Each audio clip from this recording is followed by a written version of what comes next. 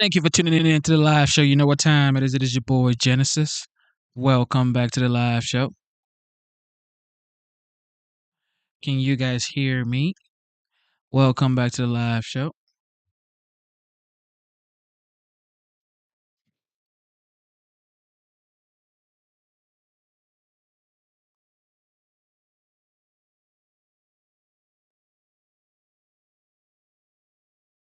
Can you guys hear me? Okay, great. All right. You can hear me. Welcome back to the live show. You know what time it is. It is your boy Genesis. It is currently 4:07 a.m. And of course, today's date is the 4th of May 2025. The year is fast. It's going so fast, ladies and gentlemen. Absolutely fast. Absolutely fast. It's almost summer. Next month, it is going to be summer. With that being said, the Trump administration has been going through a lot. Okay, a lot. The Supreme Court is giving the Trump administration a lot of hard time, a lot of hard time.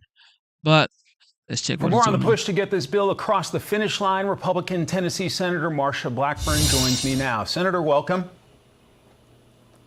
Good to see you. Well, you know the House and the Senate very well. You served in the House before your election to the Senate. So where do things stand on trying to get this big, beautiful bill, as President Trump calls it, across the finish line? Mike, there is agreement that we will pass a bill and we will pass President Trump's agenda. That is where there is agreement. There's also agreement that we will pass the 2017 tax cuts, the Trump tax cuts, and we're going to make them permanent using current policy. And everyone has agreement on that. Now, when you look at some of the other issues or items that people want to add in, that is where you're going to have debate. But Speaker Johnson says they're going to finish this before they go to Memorial Day. The Senate Finance Committee has been hard at work on this, as have the other committees. And I fully believe that we're going to get this bill finished sooner rather than later. And, you know, people continue to doubt the Republican Congress. They doubt the president. But what we know is the American people gave President Donald Trump a mandate on November 5th.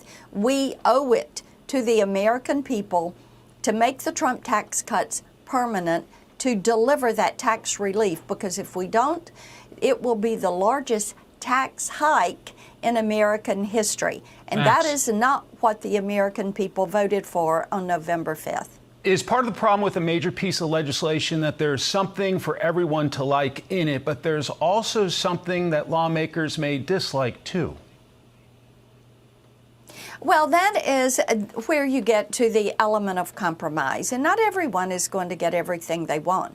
But when you look at the 2017 tax cuts, they worked well for this country. You saw people benefit. It lowered the cost of living. It lowered inflation. It accelerated investment in the country. It accelerated investment in communities and main streets, making that permanent so that people know they can count on it.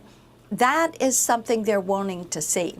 And let's get as much done as we can possibly get done.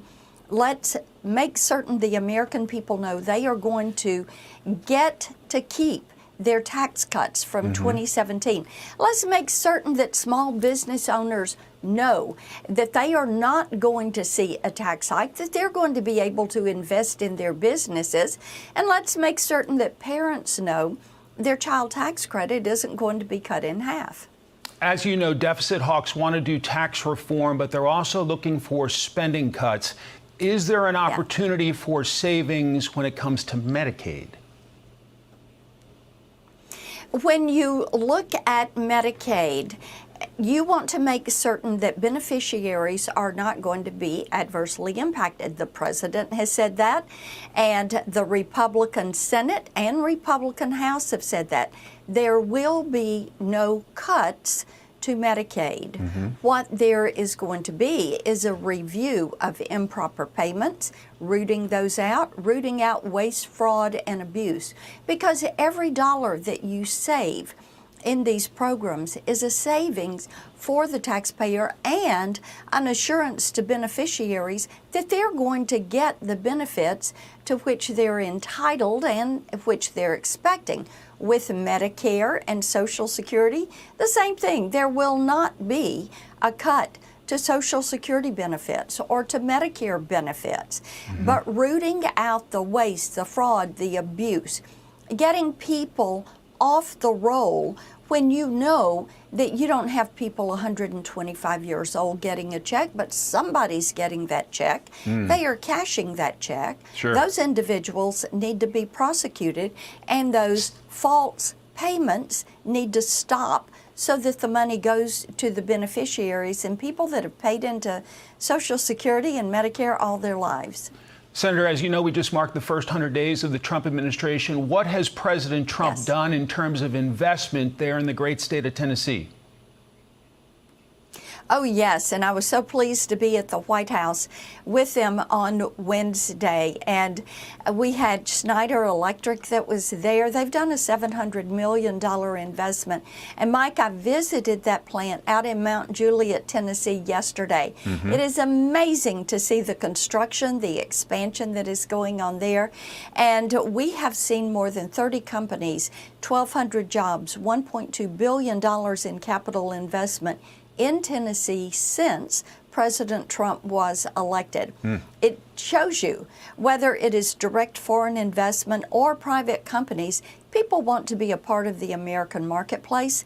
Companies know if they're manufacturing here, then they're not going to be paying tariffs.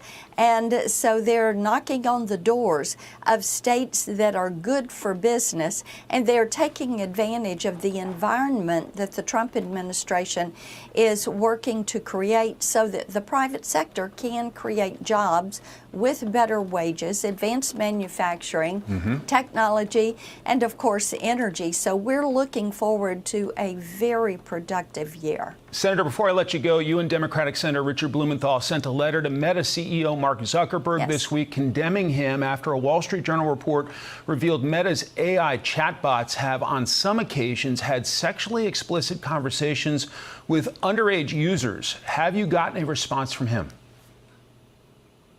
We have not gotten a response from him. That is troubling. And part of this is that people that are on the leadership team there with Meta, they know that these chatbots are participating in this sexually explicit activity and conversation with underage children. This is disgusting. It is reprehensible that they know this is taking place, that they're allowing it to take place. They use our children as their product and as a profit center when they're online. This is one of the reasons that Senator Blumenthal and I are working again to get the very bipartisan Kids Online Safety Act across the finish line. It came out of the Senate last year on a 91-3 vote. Wow. And the House needs to finish this up. We're going to pass it again. We need them to pass it. We need to get it to the president's desk and put the responsibility on these social media platforms to end this kind of reprehensible activity. Senator Marsha Black. That right there is definitely not good. Disgusting for sure. Kids should be protected. Right? All right, here we go. Time an administration has targeted public television. In fact, not the first time the Trump administration has. The first Trump administration tried to zero out funding for it. Congress said no. It survived in part because public broadcasting throughout those decades has been able to convince lawmakers of all stripes that Americans would be missing something without it. And that's true. I wanted to play you a clip from 1969. President Richard Nixon had just proposed deep cuts to the Corporation for Public Broadcasting, just like now. And here's a very young Fred Rogers, Mr. Rogers, testifying before a Senate committee hearing about that funding. $20 million at the time was the funding, or about $180 million now. He's talking to Senator John Pastor of Rhode Island. This is what I give. I give an expression of care every day to each child to help him realize that he is unique. I end the program by saying, you've made this day a special day by just your being you. There's no person in the whole world like you, and I like you just the way you are. Do you narrate it? I'm the host, yes, and I do all the puppets, and I write all the music, and I write all the script. Well, I'm supposed to be a pretty tough guy, and this is the first time I've had goosebumps for the last 2 days. Well, I'm grateful not only for your goosebumps, but for your interest in our kind of communication. Could I tell you the words of one of the songs which I feel is very important? Yes. This has to do with that good feeling of control, which I feel that children need to know is there. And it starts out, what do you do with the mad that you feel? And that first line came straight from a child.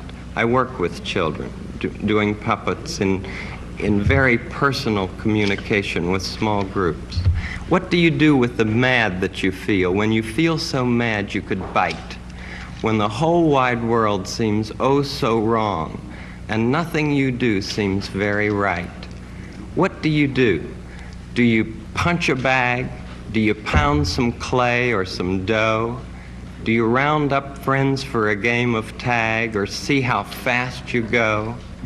It's great to be able to stop when you've planned a thing that's wrong and be able to do something else instead and think this song. I can stop when I want to, can stop when I wish, can stop, stop, stop anytime. And what a good feeling to feel like this and know that the feeling is really mine. Know that there's something deep inside that helps us become what we can. For a girl can be someday a lady, and a boy can be someday a man. I think it's wonderful. I think it's wonderful. Looks like you just earned the $20 million. Fred Rogers, 1969, and boy, could we use some of his wisdom now. Before I bring in our guests, I should mention out of transparency, I have a PBS connection. Sesame Street once gave me a big break.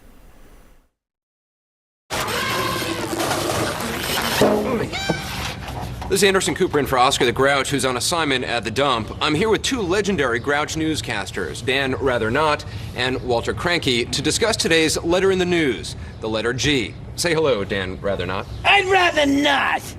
Walter? Grrr. Just for the record, I was not paid for that appearance. I volunteered. Joining us now is PBS CEO Paula Kruger and Emmy Award-winning filmmaker Ken Burns, whose many documentaries, including The Civil War, Baseball, Prohibition, have aired on PBS over the years. He's working on a new project, The American Revolution, which will premiere on PBS in November. Ken, what do you say to people who don't believe taxpayer dollars should be spent to fund media or the arts at all? There's plenty of documentaries on Netflix, for instance. What's the value of public broadcasting? Well, I think it's important that we do things together as a country. The enrichment that PBS has brought to my life, to our collective lives, is just undisputable. I think PBS is part of the pursuit of happiness machine. They're part of what makes the country what it is. Like the national parks, we subtitled our series on the national parks America's Best Idea. This is the Declaration of Independence applied to broadcasting. I couldn't have made, Anderson, any of the films I've made, nearly 40 films over the course of the last 45 years, any other place but PBS. And it's not because I couldn't go raise the money to do it elsewhere. I could, with the kind of reputation that I've developed. It's just that they wouldn't give me the time to be able to explore these subjects. The footage you're showing now on the American Revolution, we spent more than 9 years working on it. By the time we broadcast it will be 1 month short of 10 years. You don't get that kind of space anywhere else but public broadcasting. And it's just one of our crown jewels, like higher education that you mentioned at the beginning, like our national parks. This is who we are. It puts the us in the U.S. Paula, help put this in perspective. What would a loss of federal funding mean for your organization, NPR, and NPR? What would the impact of these cuts be for shows like Sesame Street or Daniel Tiger's Neighborhood? Well, it would impact the shows, but what it particularly will impact is many of our stations that serve this country. We have 330 stations across the United States. Many of them are in very small communities. The whole idea when Lyndon Johnson signed the Public Broadcasting Act is he wanted to make sure that there would be public broadcasting in communities accessible to people no matter what the size of those communities, wherever you live, what your economic means, you should have access to really great. So for a number of our stations, Ken and I have crisscrossed the country often on behalf of PBS. We visit so many of our stations, and we see on the ground the great work we do. We talk to the people in the communities who benefit from those stations. Those stations will not stay on the air. We get about 15% of our funding from the public government, from the public funding from the government. That's 15%. That's an aggregate number. For some of our stations, particularly in small communities, Ken and I have both been to Granite Falls, Minnesota. I think the federal appropriation for that station is closer to 40%. It is hard to imagine how those stations will exist without the support of the federal government. Ken, I mentioned this executive order restoring truth and sanity to American history, and in it, it says that the president basically is attacking anything that doesn't, quote, remind Americans of our extraordinary heritage, consistent progress toward becoming a more perfect union, and unmatched record of advancing liberty, prosperity, and human flourishing. All of which are true things that have occurred in this country. What value, I mean, is there, to you, what is the value at looking at painful parts of our past, of acknowledging race riots or racism, or what is the value of learning our past? There we go. You mentioned baseball as one of the films I've done, Anderson.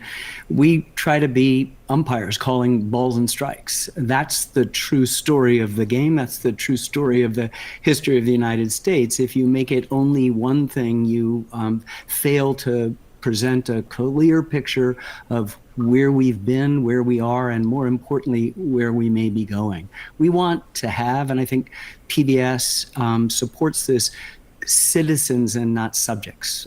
This revolution is the story of something new under the sun. The Bible said there's nothing new under the sun. Something new under the sun came about in 1776, and that was the creation of the United States. And for the first time, people were citizens, not subjects. They were able to explore questions of individual liberty. Our founders thought that by being virtuous, we would earn the right of citizenship, which was the highest office in a way in the land. And that virtue comes from lifelong learning. And that's what they called the pursuit of happiness. And I think that's what's so important about PBS. My Civil War series got more than 50% of its funding from the Corporation for Public Broadcasting and the National Endowment for the Humanities. I could not have made it without. Still, the Corporation for Public Broadcasting and other groups are a significant part of the funding of this most recent project on the American Revolution. I just don't know where to go. I'll figure it out because I've been around for a while. What I'm really worried about are the new filmmakers coming up. Where are they going to get it? Just as Paula has to be concerned about all of the stations there, many of them in rural communities that really depend not just on our children's programming, not just on the extraordinary prime time, but on continuing education, classrooms of the air, crop reports, weather, homeland security things. These are places, and somehow when you go up to Capitol Hill and you're being accused of being, serving only Beacon Hill and Nob Hill and the Upper West Side, you sort of think, I think PBS is less significant in those places than it is in all the other places of the United States. And as you pointed out, William F. Buckley had a show on PBS for 33 years. Yeah. If you sit around going, aha, got you, then you've made a huge mistake of what our responsibility is as citizens, which is to listen to all of our stories. Ken Burns, Paula Kirk. Right. However, if whatever is being broadcasted isn't helping, then the funding from federal government doesn't need to be given. So it's not like they can't operate. you can still operate your business, but you wouldn't be getting money from the federal government. So, with that being said, I'm sure they have donors and people who, just people just want to give them money or whatever, but they wouldn't be getting subsidy from the government or grant from the government.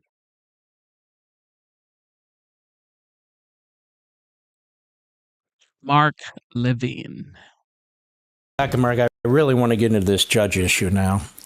Ketanji Brown Jackson, she's a justice on the Supreme Court, gave a really unveiled attack on President Trump, I felt, in defense of these rogue activist Democrat judges. She says, according to Reuters, U.S. Supreme Court Justice Jackson said attacks by President Donald Trump and his Republican allies on judges were not random and seemed designed to intimidate the.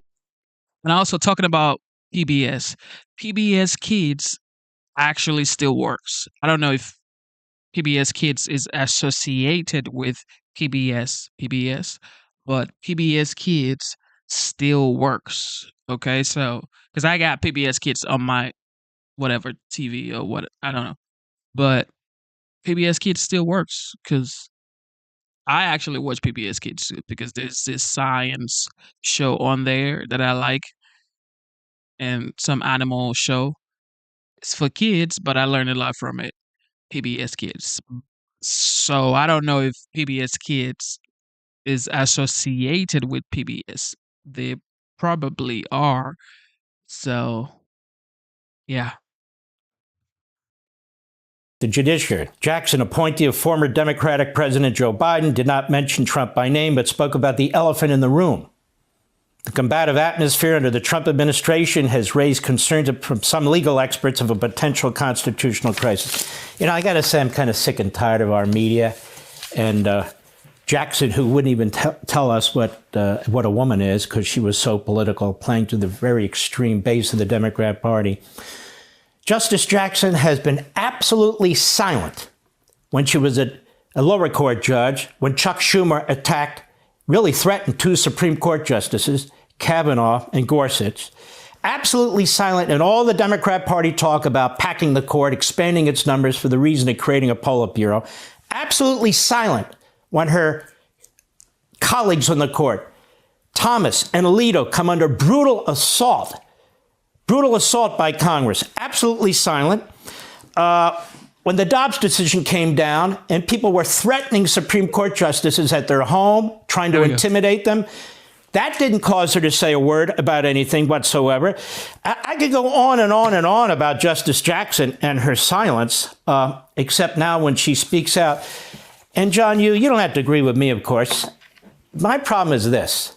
President Trump is addressing a serious constitutional problem with a phalanx of, not completely, but mostly Democrat-appointed judges, progressives, as Schumer himself called them, who were installed, and a complete project by the Democrat lawyers and a project by their judicial appointment process to do exactly what they're doing. And Donald Trump is questioning it. He's raising questions about what they're doing constitutionally, their objectives and their motives. And this Jackson comes out only now and attacks Trump.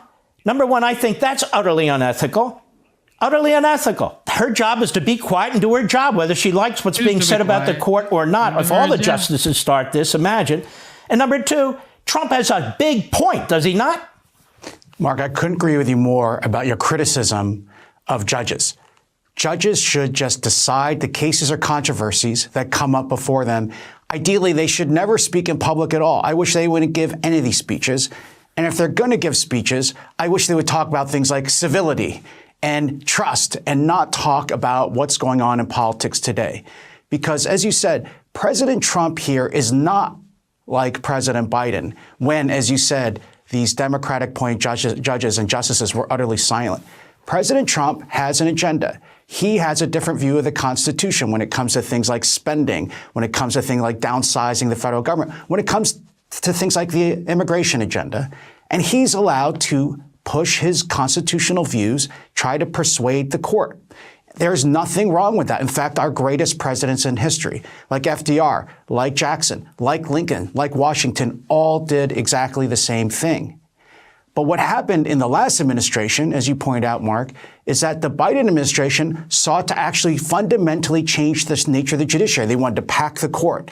They and their allies launched these attacks on the ethics of the justices, questioned their impartiality. There was no peep from Justice Jackson then. I would rather, as you say, she keep her head down, vote, and speak through her opinions. Try to persuade the American people. If she thinks the judiciary is under attack, if she thinks judicial independence is under attack, say so in her opinions. But don't wade into partisan politics. That what she's doing is only going to undermine Americans' trust in the impartiality of the courts and ultimately the rule of law. And she's exposing herself as a hack, John, because when Biden was attacking the court's decision in that Harvard case, where Harvard was discriminating against Asian American applicants, and Justice Roberts actually wrote a very good opinion, and the majority went along, and Biden starts attacking the court. She didn't speak out then. When Biden was defying the court on the student loans, she didn't speak out then. Or scores of other things that have been done to this court. The attack on the court by the New York Times as being too conservative. It goes on and on and on and on. Not a word. And the funny thing is, John Yoo, Donald Trump complies with these court orders, even when he disagrees with them. He appeals them, he challenges them, and he has every right to speak out. Boy, if she thinks Donald Trump is bad, she should have been able to hear what Thomas Jefferson had to say way back when, or what Franklin Roosevelt had to say about the Supreme Court when they weren't approving his decision. Donald Trump is not doing anything like these other judges and justices were doing. He hasn't proposed increasing the number of justices on the Supreme Court. He hasn't imposed having an ideological test for how many justices should be on the Supreme Court. He's simply using his First Amendment right to criticize the court. And for her to say what she said in a room with a bunch of judges, quite frankly, and lawyers is appalling. And of course, the media sees on it. We'll be right back. Hey, Sean. Mark Levin, ladies and gentlemen. Smart, articulate. For sure. Definitely supporter of Trump. Elon Musk has been doing some media rounds lately. Definitely has been doing some media rounds. He's exiting his role from Doge. So he's saying he wants to focus 100% on Tesla now, which most likely he's going to come back and do some work with the Trump administration. But for now, he's planning on going back to Tesla. Elon, a year ago, right now, you were praised by the media. You were championed by the left. Most people in general had a very positive view of you. And a year later... Wait, has that changed? Yeah, it's changed a little. What? So tell me what the last year has been like for you. Well, it's not been boring, that's for sure. An eventful year, to say the least. At least I didn't get shot, you know. Look on the bright side. But we have had people shoot up Tesla stores and burn down Tesla cars. I wasn't expecting that level of violence, really. I mean, there's obviously been attempts to sort of boycott Tesla and my other companies and basically put whatever pressure they possibly can on me and Tesla and to some degree my other companies. And I guess that's what happens when you go after waste and fraud, because the people that are receiving the billions of dollars of waste and fraud want to keep receiving it. The people doing the bad things want to keep getting the money. And you're necessarily dealing with an unsavory group that is, since they're doing illegal things already and we're stopping them from doing illegal things, obviously they're going to do bad things to me and to my companies. Somewhat inevitable, I think. Do you regret doing what you've been doing? Do you regret coming out and supporting President Trump? Yes, no. Cut that part. I hope not. No, I think it was essential for President Trump to win to ensure that America remained great, and that we reached greater heights. Really, some very basic things need to happen. We need to have, obviously, a secure border.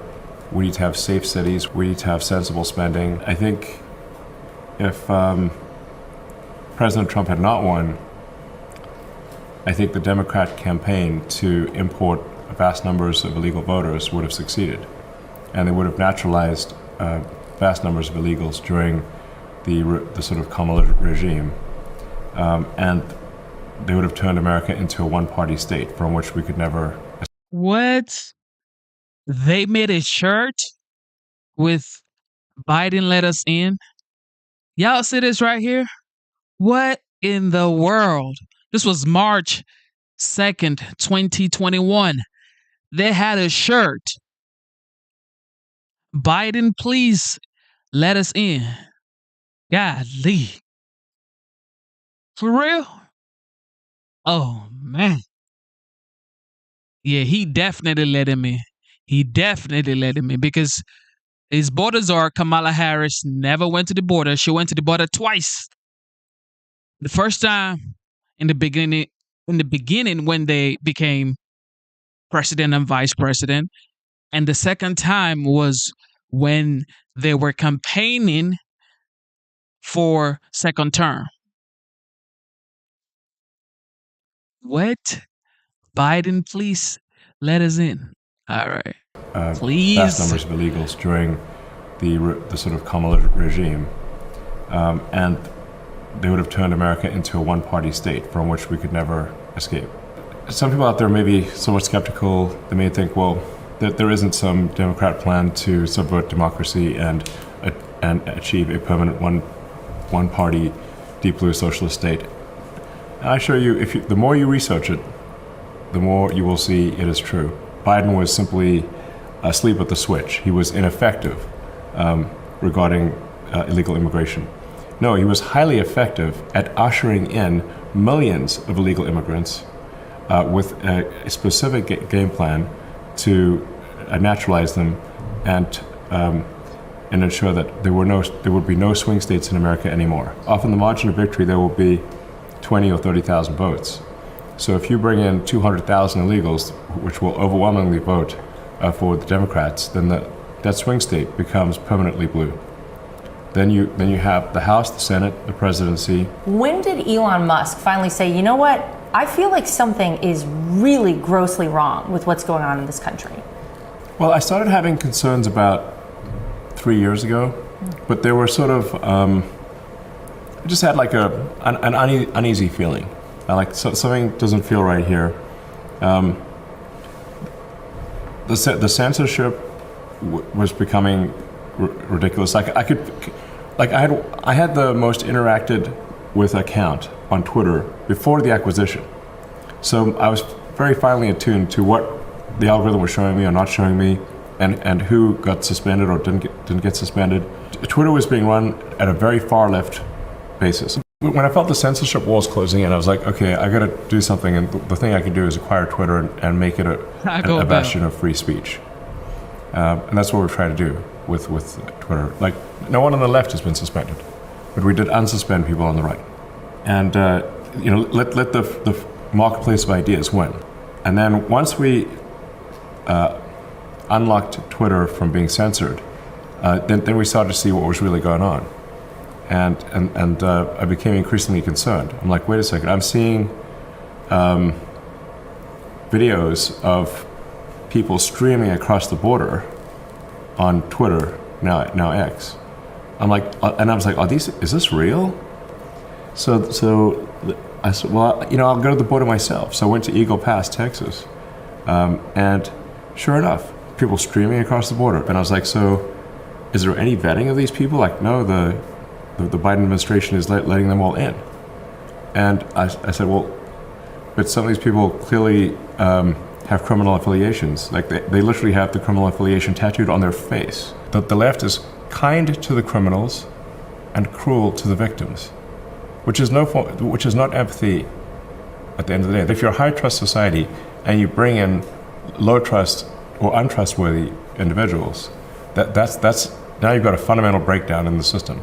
Recipe for disaster. A recipe for disaster. So it sounds like for you went through these moments of actually seeing things firsthand for yourself. So you had these moments leading up to really coming out on the stage October in Butler, Pennsylvania with President Trump. You just can't have a country like this. I supported Obama. I gave the maximum donation to Obama. Actually, we had a pretty good relationship. When Biden was elected out, I guess most moderates that I knew, they thought it would be like a milquetoast version of Obama. And then it's like we get the most radical left, crazy administration ever. With and Biden is actually non-compos mentis, President Autopen, basically. Biden was President Autopen. Whoever controlled the Autopen, the teleprompter during the Biden administration, was the real president. Autopen. If a reasonable person who's open-minded was exposed to the same information that I was exposed to, they would end up at the same place that I ended up. You grew up in South Africa. You lived during a period of apartheid. I'm sure you've seen a lot of horrific things. So to be called a Nazi by people, to be made out to be this monster, that must be really hard for you. It's a relentless propaganda campaign, which obviously President Trump has experienced for a very long time, 20 years, maybe longer. And politics is a blood sport. So they're going to come up with whatever attacks they can to destroy the public perception of someone. Now, obviously, I've not harmed anyone in my life. They've also called President Trump a Nazi, but he also is not a violent person, and in fact has done a lot to prevent wars and stop wars. Which is the very opposite of being a Nazi, actually. Right. Ironic how that works out. Yes, but it is disappointing how well propaganda works. Yeah. If you repeat a lie, the sort of he's a Nazi lie enough times, some people actually believe it. Especially people that still believe the legacy news. But they really are trying every angle to get me. They are doing character assassination. Death by 1,000 cuts. It shows that if what we were doing at Doge was not effective, they wouldn't care. But it is effective, and that's why they're trying every angle to put pressure on me and Doge to stop fixing the government. Talk about your relationship with President Trump. You came to DC. People immediately said, oh wait, Elon Musk is in charge of things here. Very clearly, President Trump is. I do consider the president a friend. I think he considers me a friend, and we get along very well. I think probably if you asked us both the same set of questions in two different rooms, 80% of the time we'd come up with the same answer. Which is not to say that we always agree, but we almost always agree. Getting rid of waste and fraud in the government.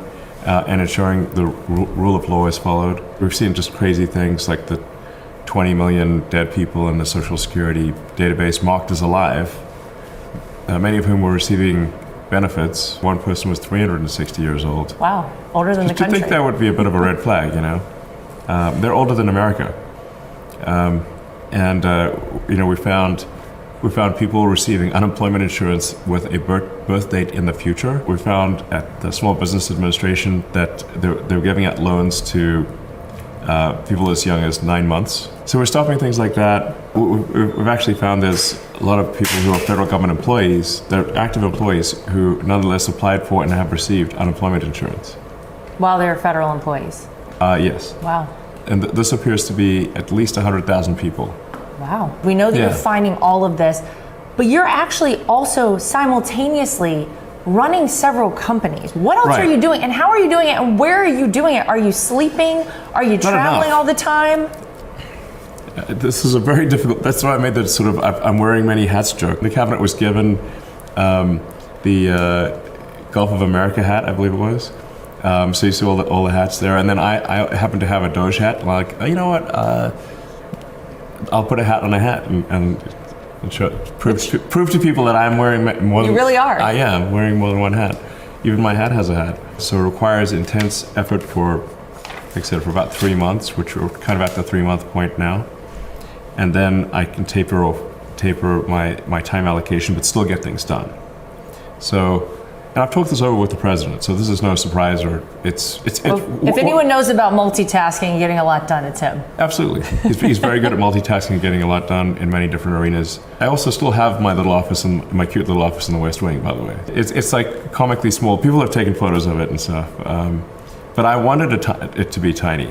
And even this office I use, but it's also used for meetings and stuff. So I try not to, use up a lot of space. In fact, I usually don't even have at my companies, I don't even have an office. I just walk around, talk to people, and have meetings. That's how you know what's going on. Yes, that's how you know what's going on. Now, very famously, there was a story about you when you first came to DC, that you slept on a couch in your office. This is where the richest man in the world slept. Yeah. Wow. That's amazing. Why did you do that? Well, I didn't really have a good place to stay at the time. Wow. How long did you do that? For off and on for a few weeks. That's incredible. Yeah, it's the worst places to sleep. Legendary, ladies and gentlemen.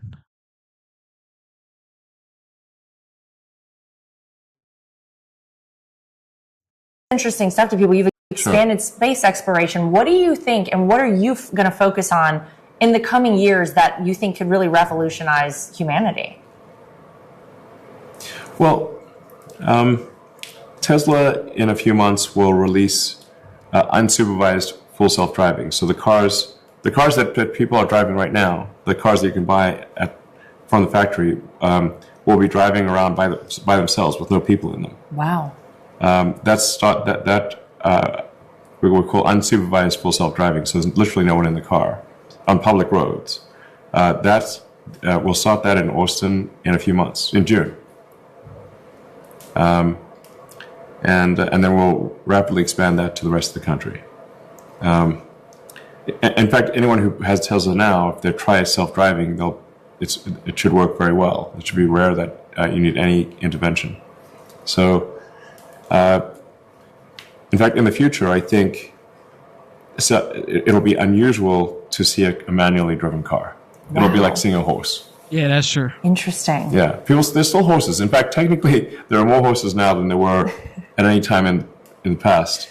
But we don't use them for the same means. But if somebody came to work on a horse and they didn't live on a farm, you'd be like, that's an odd thing to do. So in the future, it will be strange to see someone actually driving themselves in a car. Yes. Sure.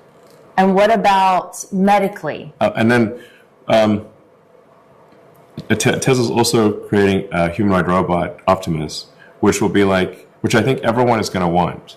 Because it'll be like, who wouldn't want their own personal R2-D2 C-3PO robot buddy? That will help you do anything you want to do. I think that's going to be a massive product.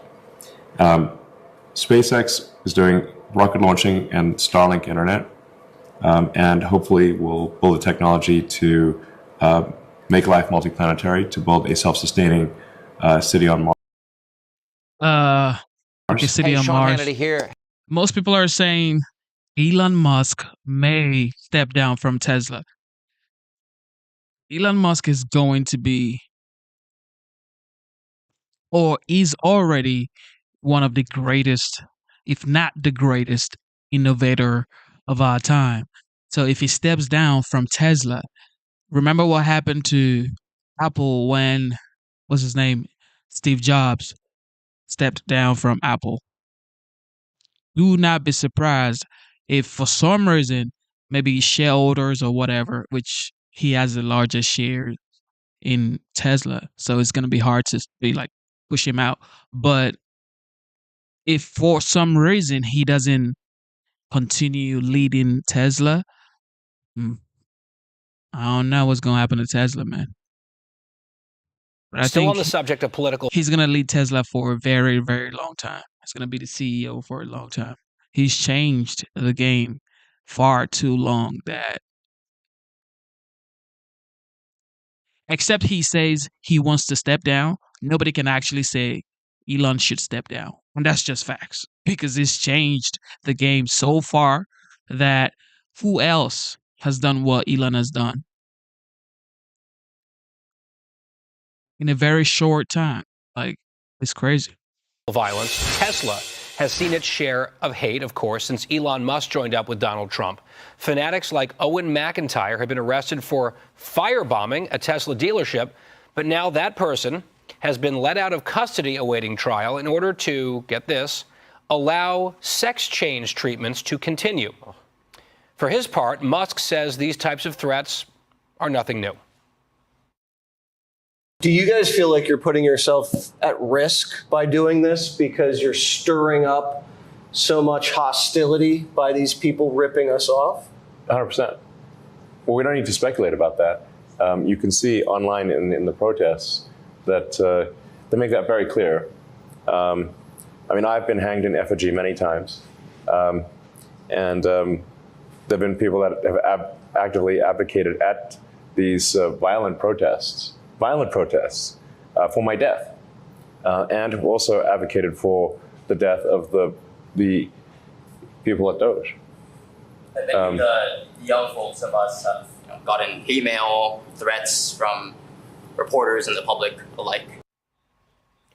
Despite the acts of hatred, vandalism, and crime, Musk says he has no regrets about doing the work that they're doing for and with President Trump. Do you regret coming out and supporting President Trump? Yes, no.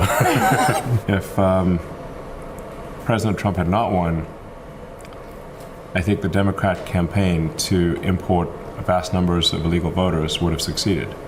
And they would have naturalized vast numbers of illegals during the sort of Kamala regime.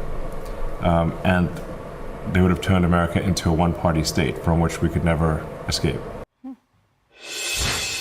So a few things to unpack here. Alicia, there's a media angle again, because these are interviews that Musk is doing on this network, which is great.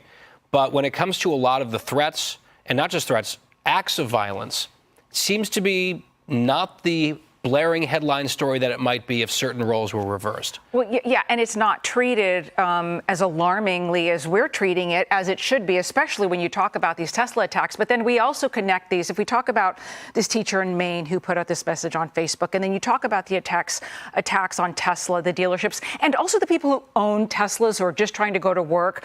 I think there are people on what we are seeing, and I think it's backed up by what we're seeing in the media, is that the people on the extreme side of the left are starting to expect this from themselves, this kind of behavior. And so they have normalized it, and it's becoming ever more violent when it's coming from a high school teacher, and the fact that this teacher right now still may have a job.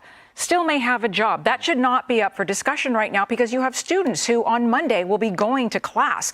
What are those parents supposed to do in this situation? Do they approach the school? What do they do? But I do believe it's becoming way too normal. Joe, the one story that we mentioned there, you had someone who has been accused and arrested and charged with firebombing a Tesla dealership, and a judge bought the defense's argument that that person should be walking free on the streets pending trial because the person has ADHD, depression, and gender dysphoria, and going to jail and being behind bars might interrupt or disrupt so-called gender-affirming care. Wow. That's what a judge accepted and ruled. What's it going to take during these firebombings of Tesla dealerships where somebody actually gets killed or seriously hurt? Remember, in Oregon, there was a dealership there that was shot up twice, actual bullets. You know, what if there were some workers in the building? I can't even believe that we have judges that are allowing people like this to walk free. And you heard this counter argument, of course, when conservatives were boycotting Bud Light.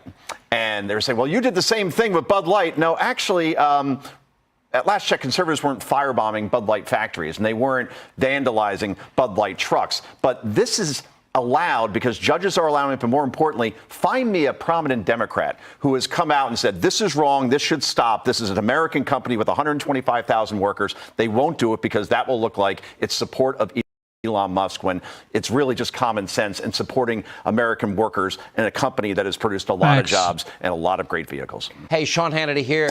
And that's true. When people go vandalize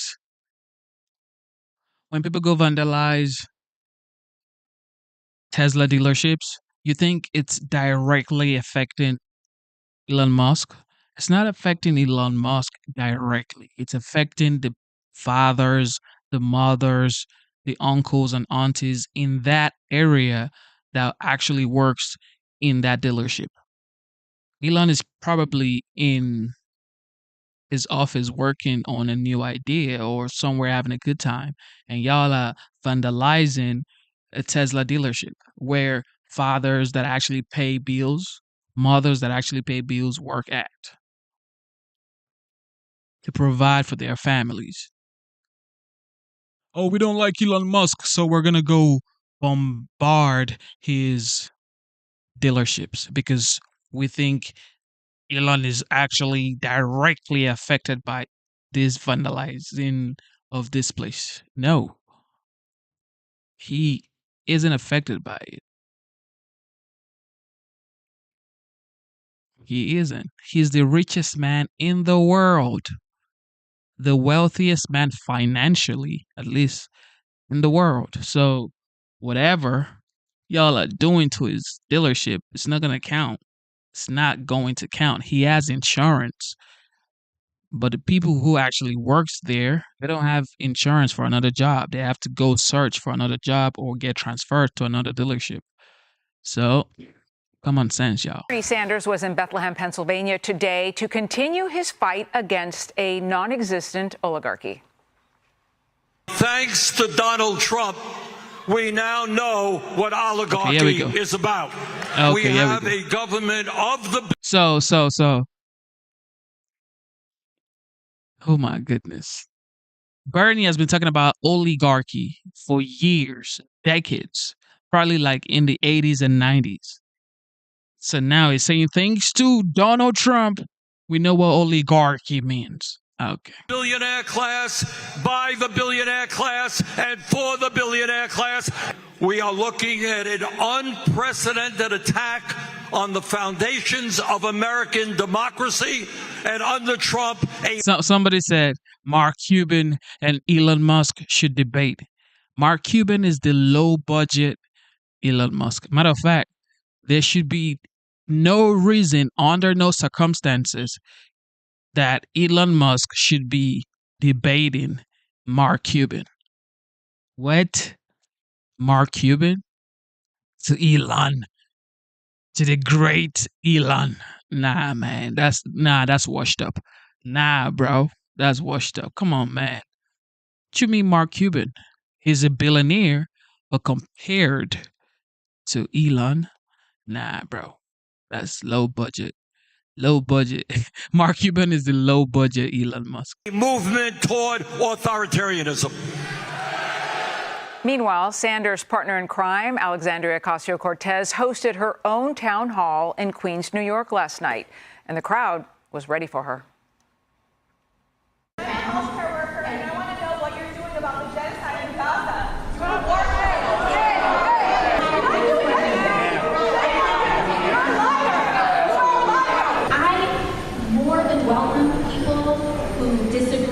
Are maybe even super pissed off at me for any issue to come, but we have some ground rules here, which is that please wait for the Q&A. This isn't the first time the Congresswoman has had a town hall spiral out of control. Nobody has held you accountable. That's what's happening. And it is time for you to stand up and realize that what you've been saying has been lies. Question. So, sorry, sir, we're taking lines. Sir, we're taking lines. Sir, we're having to see people write their names on the piece of paper.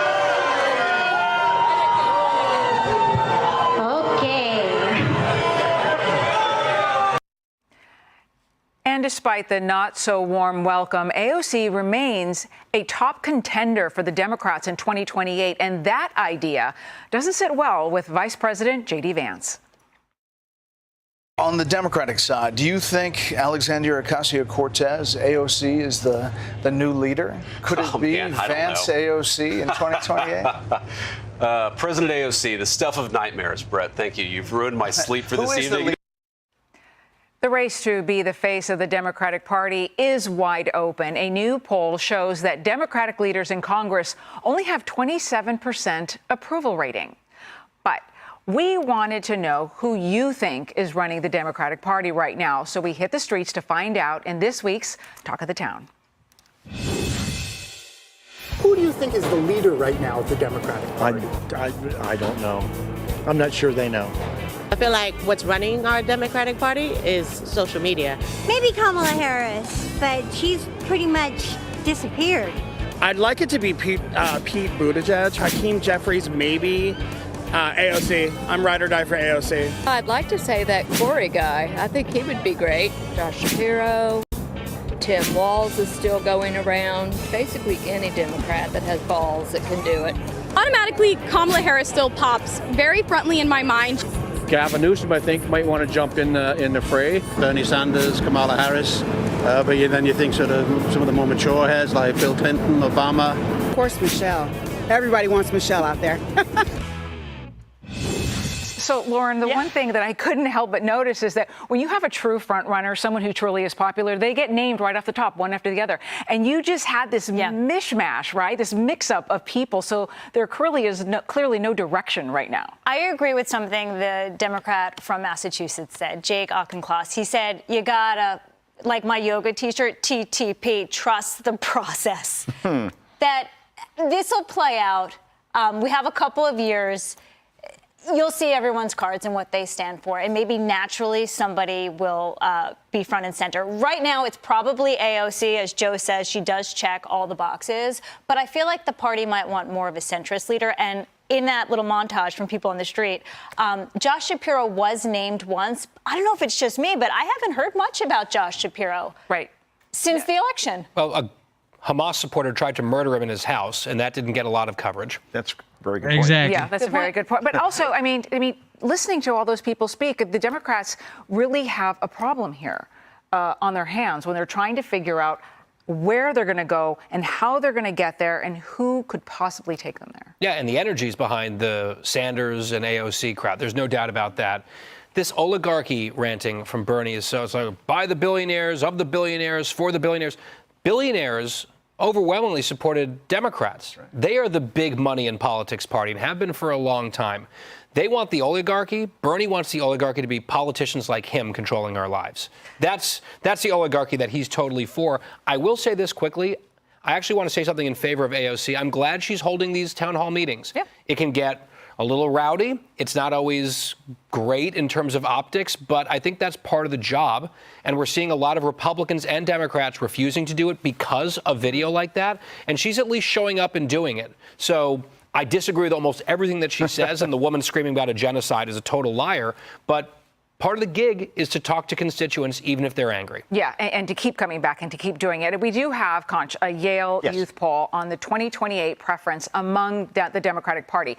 27.5%, Kamala Harris, 21.3%, Alexandria Ocasio-Cortez, 14%, Pete Buttigieg, and 6.4% podcast host Gavin Newsom. But we were talking in the break, who would be VP if it's AOC?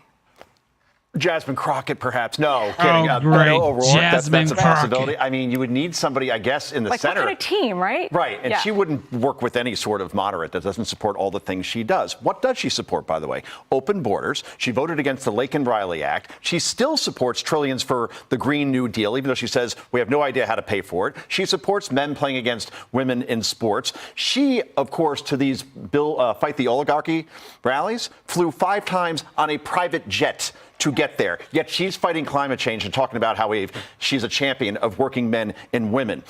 That one, in that package we played, A Talk of the Town, one Democrat says social media runs the Democratic Party. Oh, you know it, because they think that likes and retweets means that it's resonating with people and it's not the real world. If she is the Democratic nominee, this party will lose 51 states, which is mathematically impossible, but that's how bad it's going to go. She could not connect with people in Pennsylvania, especially Michigan, Wisconsin. Lauren, take it away. James Carville says the Democratic Party has a preachy female problem.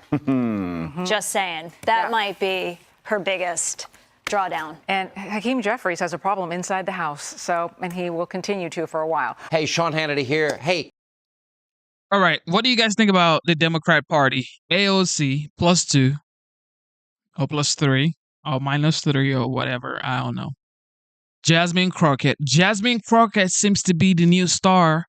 Now look, Jasmine is becoming the new star. I would say she's gaining the upper hand when it comes to uh, like the next rated in the Democrat Party. AOC sort of like she's established her name as sort of gone around the United States. People know her AOC +3 or -3 or whatever.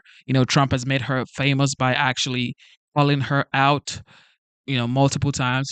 But Jasmine Crockett, that's a new name, a new face that is causing problems in the Democrat Party.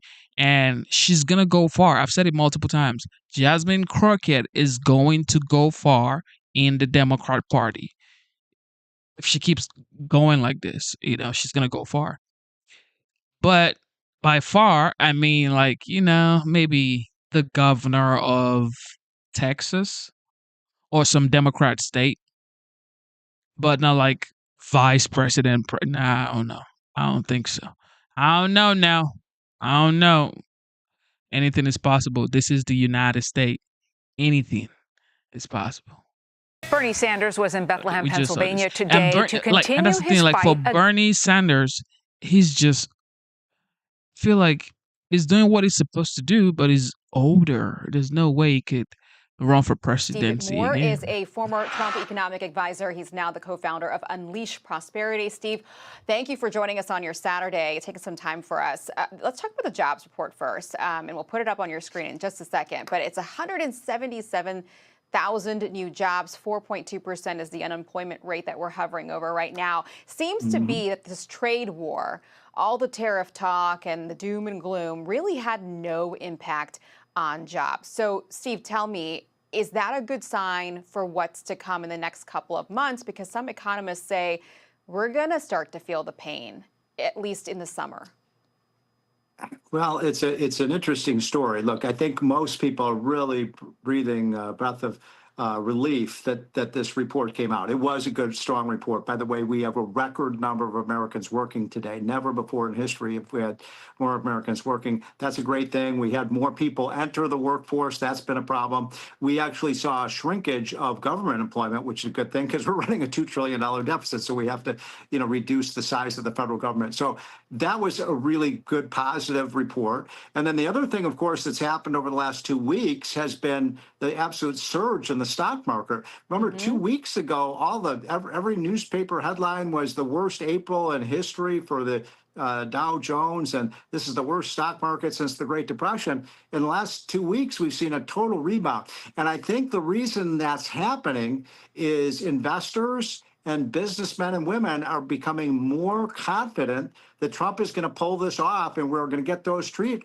deals. Now, listen, if those trade deals don't happen and people become pessimistic, we might see another, fall in the stock market. But for now, people are much more optimistic than they were a couple of weeks ago. Okay, let's talk about the pocketbook because the big number, I think, jobs report set aside, is inflation. And we've been watching that very closely. Obviously, not great during the Biden administration. And now everyone is watching how the Trump administration handles it. Inflation actually lower, right, than expected in March, even though consumers we're seeing are still spending out there. Egg and oil prices down as well, which the White House is pointing to as well. What do you think? Are consumers feeling the pinch of the tariffs yet? Will they? Will we continue to see inflation go down? Listen, you're right that inflation has been pretty tame for the first 3 months that Trump has been president. And remember what a horrible situation we had in the first couple of years with Biden, with prices going up to as high as 9.2%. And, over the 4-year period, people were paying 25 to 30% more for everything from gasoline to groceries. So this is a good news story, no question about it. Now, will tariffs at the margin raise prices? Yes, it's a tax on when you buy things. So if you're going to buy shoes or T-shirts from China, you're going to pay a little bit more of those. But I always like to remind people that all of the other things that Trump is doing are positive in terms of holding prices down. So we're producing more oil and gas than ever before. That's gas prices have been falling at the pump. We're seeing the deregulation efforts that are going to make it cut costs for businesses that they can pass on to consumers. And of course, let's not forget the tax cut. we get that tax cut done, and you're going to see a really strong stock market, and you're also going to see prices fall. They got to get this China deal done too, and it seems like China might be hinting that they might be willing to come to the table, at least when it comes to fentanyl. This is from the Wall Street Journal. It says, and people are saying, when this tariff issue started, a lot of people were like, Trump is going to tank the economy, he's going to destroy the United States. Oh, there's no way China is going to renegotiate with Trump. Who does Trump think he is? You think he's a king? No. Okay, just relax. Okay, calm down. This man is the only person with the balls, okay? Like Captain Big Balls, okay? Captain Big Balls. All right. He is the only person that can actually renegotiate the trade deals. Everybody agrees that China has been ripping up the United States. Everybody agrees to that, but it's like, okay, can we renegotiate the deals? Oh, no. You're going to tank the economy. You think China is like balling right now? No, they're not. Their real estate market is crashing. Their economy isn't doing great as well. So they need the United States. Americans need to understand that China needs America as well. Beijing is considering ways to address the Trump administration's concerns over China's role in the fentanyl trade. That's according to two people familiar with the matter, potentially offering an off-ramp from hostilities to allow for trade talks to start. Do you see that happening? Do you think this is a softening, a warming up from China? It's about time, isn't it? Fentanyl has become one of the leading causes of death of our young people. You wonder why Joe Biden didn't do this 4 years ago. We know where the fentanyl is coming from. It's as I said, it's killing our youth. That they're importing into the United States a poison. So this is very good news. Now, whether the Chinese will actually follow up and actually do what they say, I don't know. With the Chinese, you need trust but verify, just as Reagan used to say. But if we get that deal with China, not just fentanyl, but the fact that they are stealing our technologies, that they have much higher tariffs, I think this is the linchpin for a boom. If he gets that deal done with China and then we get the tax cut passed, I think we're going to see a huge benefit to the U.S. economy over the next couple of years. So people don't lose faith. I mean, it's been a choppy couple of months, but every indication is that things are really on a positive note right now. Real quick, we just ran out of time, Steve. I got to go, but investor Warren Buffett says he's going to retire at the end of the year. Real quick comment on that, and then we'll let you go. What an icon. I mean, the guy, I wish I had a penny for every dollar that he has. And he has become one of the great investors of all time. And I have, Berkshire Hathaway. He's not just made money for himself, but so many millions of other Americans. And I hate to see him leave the investment field because he gives great advice. Okay, Steve Moore, always a good friend to us. Thank you for joining us. All right. Thank you for tuning in to the live show. It is currently 5:14 a.m. And of course, today's date is the 4th of May, 2025. Summer is creeping in, ladies and gentlemen. What do you guys plan for summer? Do you guys take trips or do you guys not take trips? Or the Trump economy ain't going to let you take trips? Because I know. So last night, if you were watching Sean Hannity's show, you know that he opened up and then said it's time to listen to some of the commencement address of President Trump, who was invited while escorted by Nick Saban, the former legendary football coach of the Alabama Crimson Tide. And, this time it was, talk politics, but for the most part, he wanted to inspire guys. Yeah, he gave them a 10-step plan of things that they can do, just words of wisdom for the next generation. Here's the president. You're the first graduating class of the golden age of America. We're in the golden age. You watch. It's the golden age. You're graduating at an exciting time for our nation, a period of both extraordinary change and incredible potential and what will be unbelievable growth. You're going to see that very soon. You're going to see it starting very, very soon. The whole world is talking about it. Don't consider yourself a victim. Consider yourself a winner. In recent years, too many of our young people have really been taught to think of themselves as victims and blame people and be angry. Don't be angry. Whether you were born rich or poor, black or white, male or female. Man, this is the greatest president I've ever heard speak. I mean, of course, Reagan was absolutely incredible.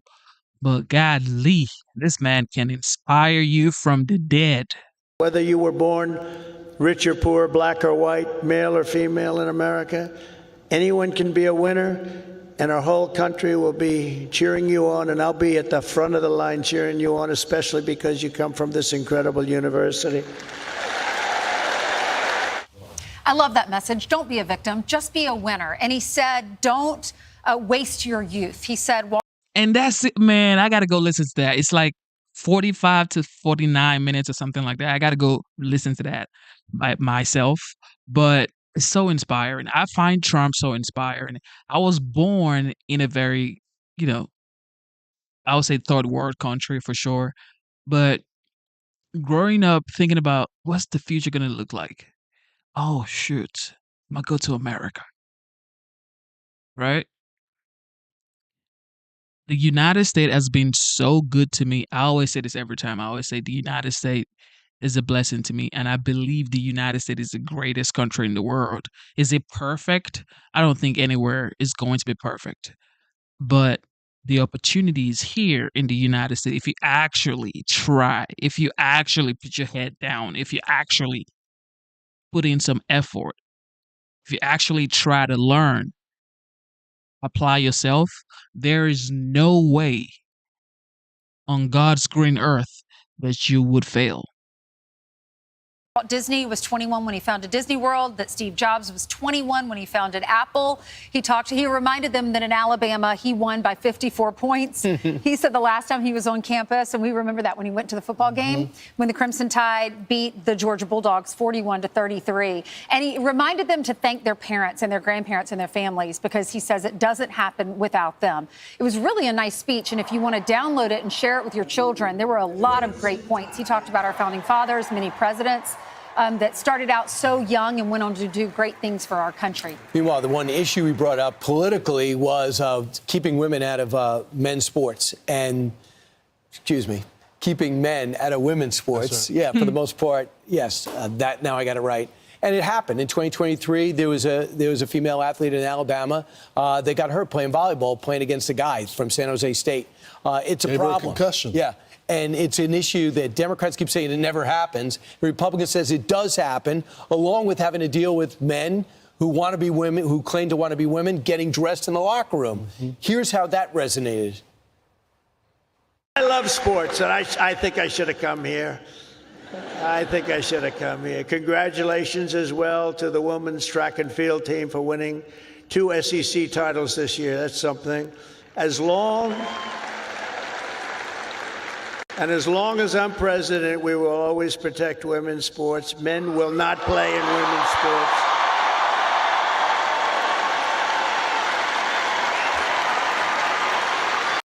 I mean, to think that you have to say men will not play in women's sport. Where are we going in this world? Where is humanity going? Where you have to tell people, don't worry about it, men will not play in women's sport. What are we doing, yo?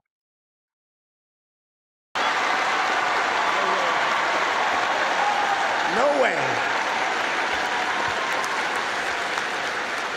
They say that's an 80-20 issue. No, it's a 97-3 issue, I think. No, men will not be playing in women's sports. I mean, there is something to that.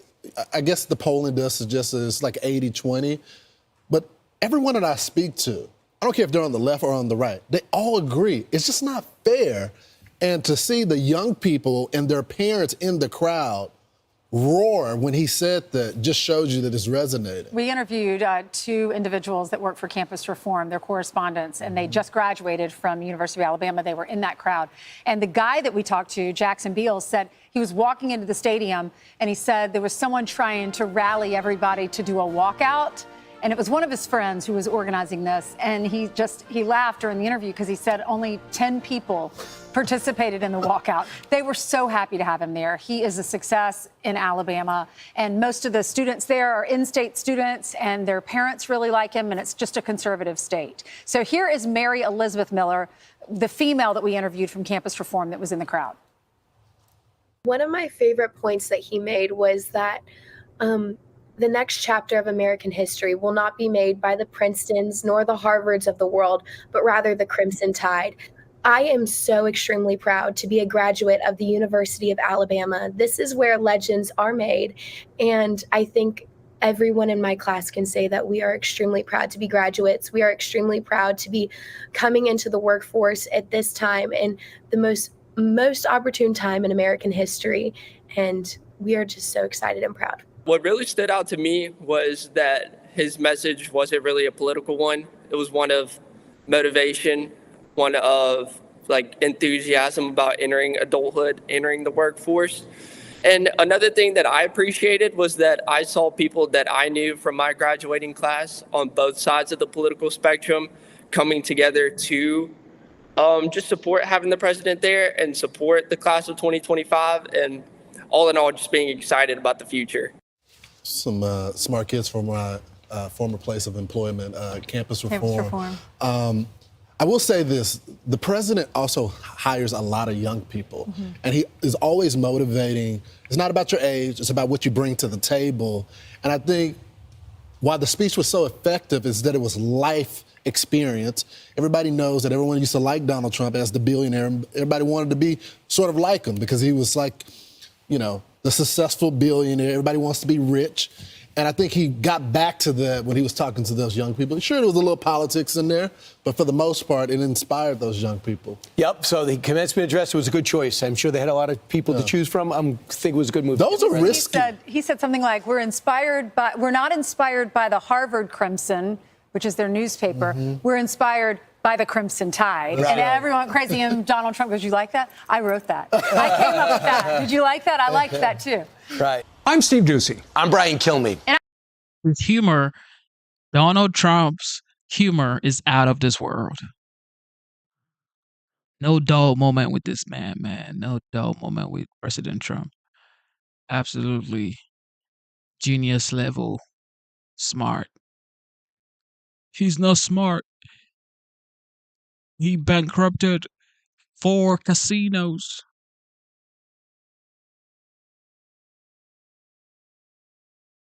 And that's why he's a billionaire with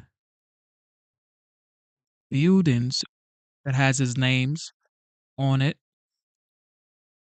And he is the 45th and 47th President of the United States. But he failed. He's not successful. Now. I do consider the president a friend. I think he considers me a friend, and we get along very well. I think probably if you asked us both the same set of questions in 2 different rooms, 80% of the time we'd come up with the same answer. Which is not to say that we always agree, but we almost always agree. Getting rid of waste and fraud in the government and ensuring the rule of law is followed. Elon Musk calling President Trump a friend in his sit-down interview with Lara Trump. The tech mogul turned presidential advisor dishes on what made him support the president and previews how he says Tesla is revolutionizing humanity. You can catch the full interview tonight on My View at 9 o'clock Eastern. Don't miss it. Elon Musk hoping to make some new friends in the Lone Star State. Voters in South Texas are deciding today whether to officially make the home of SpaceX a city. Madison Scarpino has the details. Hello, Madison. Hello, Mike. It appears Musk will likely be successful in creating his own Texas city, and that's because the majority of people who can vote in this small area are his employees. Now, Musk began mentioning this idea in 2021, and for years, he's made the rural Texas area a home for launching rockets and building cars. The proposed new city would only be about 1.5 square miles near Brownsville, Texas, at the southern tip of the state. But the idea that's likely to come to fruition is causing a lot of controversy. One of the main concerns is over access to the popular Boca Chica beach. Any SpaceX rocket launch, engine test, or even just moving equipment requires closing a local highway that gives access to the beach. And critics say the creation of Starbase would be giving Musk too much control over the site that brings in tens of thousands of people each year. Starbase would be in Cameron County, and the local GOP chairwoman says a lot of residents are really concerned about the beloved beach's future. Folks that have been here for a very long time are struggling a little bit with the rapid amount of change that's happened. And then, of course, space innovation itself is just, it's oftentimes a foreign concept for many folks. And then for it to be here in our backyards is riveting, but also a little scary. And critics also say they're concerned about the environmental consequences, as Starbase plans to do around 25 launches per year, according to the FAA. But regardless of what happens today, residents of the Rio Grande Valley will gather at Boca Chica Beach tonight to protest Starbase and to demand public access to the beach. Mike? We will follow the developments. Madison Scarpino, thanks very much. Meanwhile, Elon Musk is also looking back on Doge's accomplishments as he steps back from the cost-cutting agency and predicts what's next for his team. Listen. Is Doge just getting started? This is a long-term enterprise. It's a long-term enterprise because if we take our eye off the ball, the waste and fraud will come roaring back. Facts. They can Doge when Democrats get back in power. We're trying to have it be such that the funding is removed, so the grants are gone. So there's a lot of work required to restart the waste and fraud. So what can we expect from Doge in the future? Here to discuss, Fox News contributor and Wall Street Journal writer James Freeman. James, welcome. Thanks, Mike. So Elon Musk has paid a serious price for his government service. There's been quite a financial backlash. What's been his impact in your view? I think the greatest impact is really shining a light on the tremendous amount of misspent money in Washington, D.C. It's often hard to miss amid all of the vitriol directed against him. But you now have both Republicans and Democrats acknowledging in Congress that fraud, improper payments in the federal government are measured in the hundreds of billions of dollars a year. It is absolutely staggering and intolerable when we consider that we're running roughly $2 trillion deficits every year. So I think he's shined a light on a lot of problems. He's made the case. And the legacy, it's really now up to Republicans in Congress who need to show whether they really care about cutting spending. I know a lot of them come on this network and appear to care. And now is their opportunity to make some needed reforms and to codify them so that they're long-lasting. Jesse Waters spoke with one of the Doge members. I want to play the clip, and I'll get you to react to it. Do these people not respect taxpayer money? Oh, no, I mean, there's no incentive to if you work in the government. I think the incentives will always decide the outcomes. What's your reaction to that? That's exactly right. And it's why so many programs or efforts designed to make government work better always fail, is because without the discipline of incentives, without the discipline of the marketplace, it's never going to run like a business. So the objective is to make it as small a footprint as possible on the private economy that, as we know, creates the wealth and the innovation and the rising living standards in this country. President Trump released a blueprint for 2026 budget. It would slash $163 billion from various programs. Congress loves to say it has the power of the purse. What's your reaction to the numbers? Yeah, it's a good start. As I mentioned, $2 trillion annual deficits. That's the beginning. This is a really good proposal to cut out what's called non-defense discretionary spending. They still need to take on the big entitlement programs like Medicaid. But you have in here a serious Trump effort to begin the process of bringing our spending somewhat in line with government revenues. And what's disappointing over the last 24 hours or so is the pushback, not from the Democrats that you would expect that are reliably going to demand more spending, but from the Republicans. Appropriators in the Senate, like Susan Collins, the chair of the Appropriations Committee, Mitch McConnell. This effort really is a fairly modest step toward fiscal sanity that President Trump is proposing. And it's going to be hard to make progress and to take a few steps back from the ledge of fiscal disaster if you have Republicans immediately attacking what is a pretty reasonable proposal here. A lot of it is cutting out the waste that has been highlighted by DOGE. Let's limit benefits for able-bodied people. Obviously, we've seen all the sort of insane wokery in the foreign aid budget. I don't know why anyone is still defending that stuff, but that's really going to be the test for Trump's legacy, Elon's legacy, is whether Republicans in the Congress are willing to make some reasonable cuts. $36 trillion and counting. Folks at home may be choking on their breakfast hearing that number. James Freeman from the Wall Street Journal, thanks so much. Hey everyone, I'm Emily Companion. Okay. Inflation is down. Gas prices is down. Eggs, like Donald Trump would say, eggs. Prices of eggs are down. Okay. Elon. I was talking to Elon. But prices are down. Prices of eggs are down. Inflation is down. Interest rate is going down, ladies and gentlemen. I mean, think about it. Mortgage rate is coming down. Prices are coming down. The border is secured.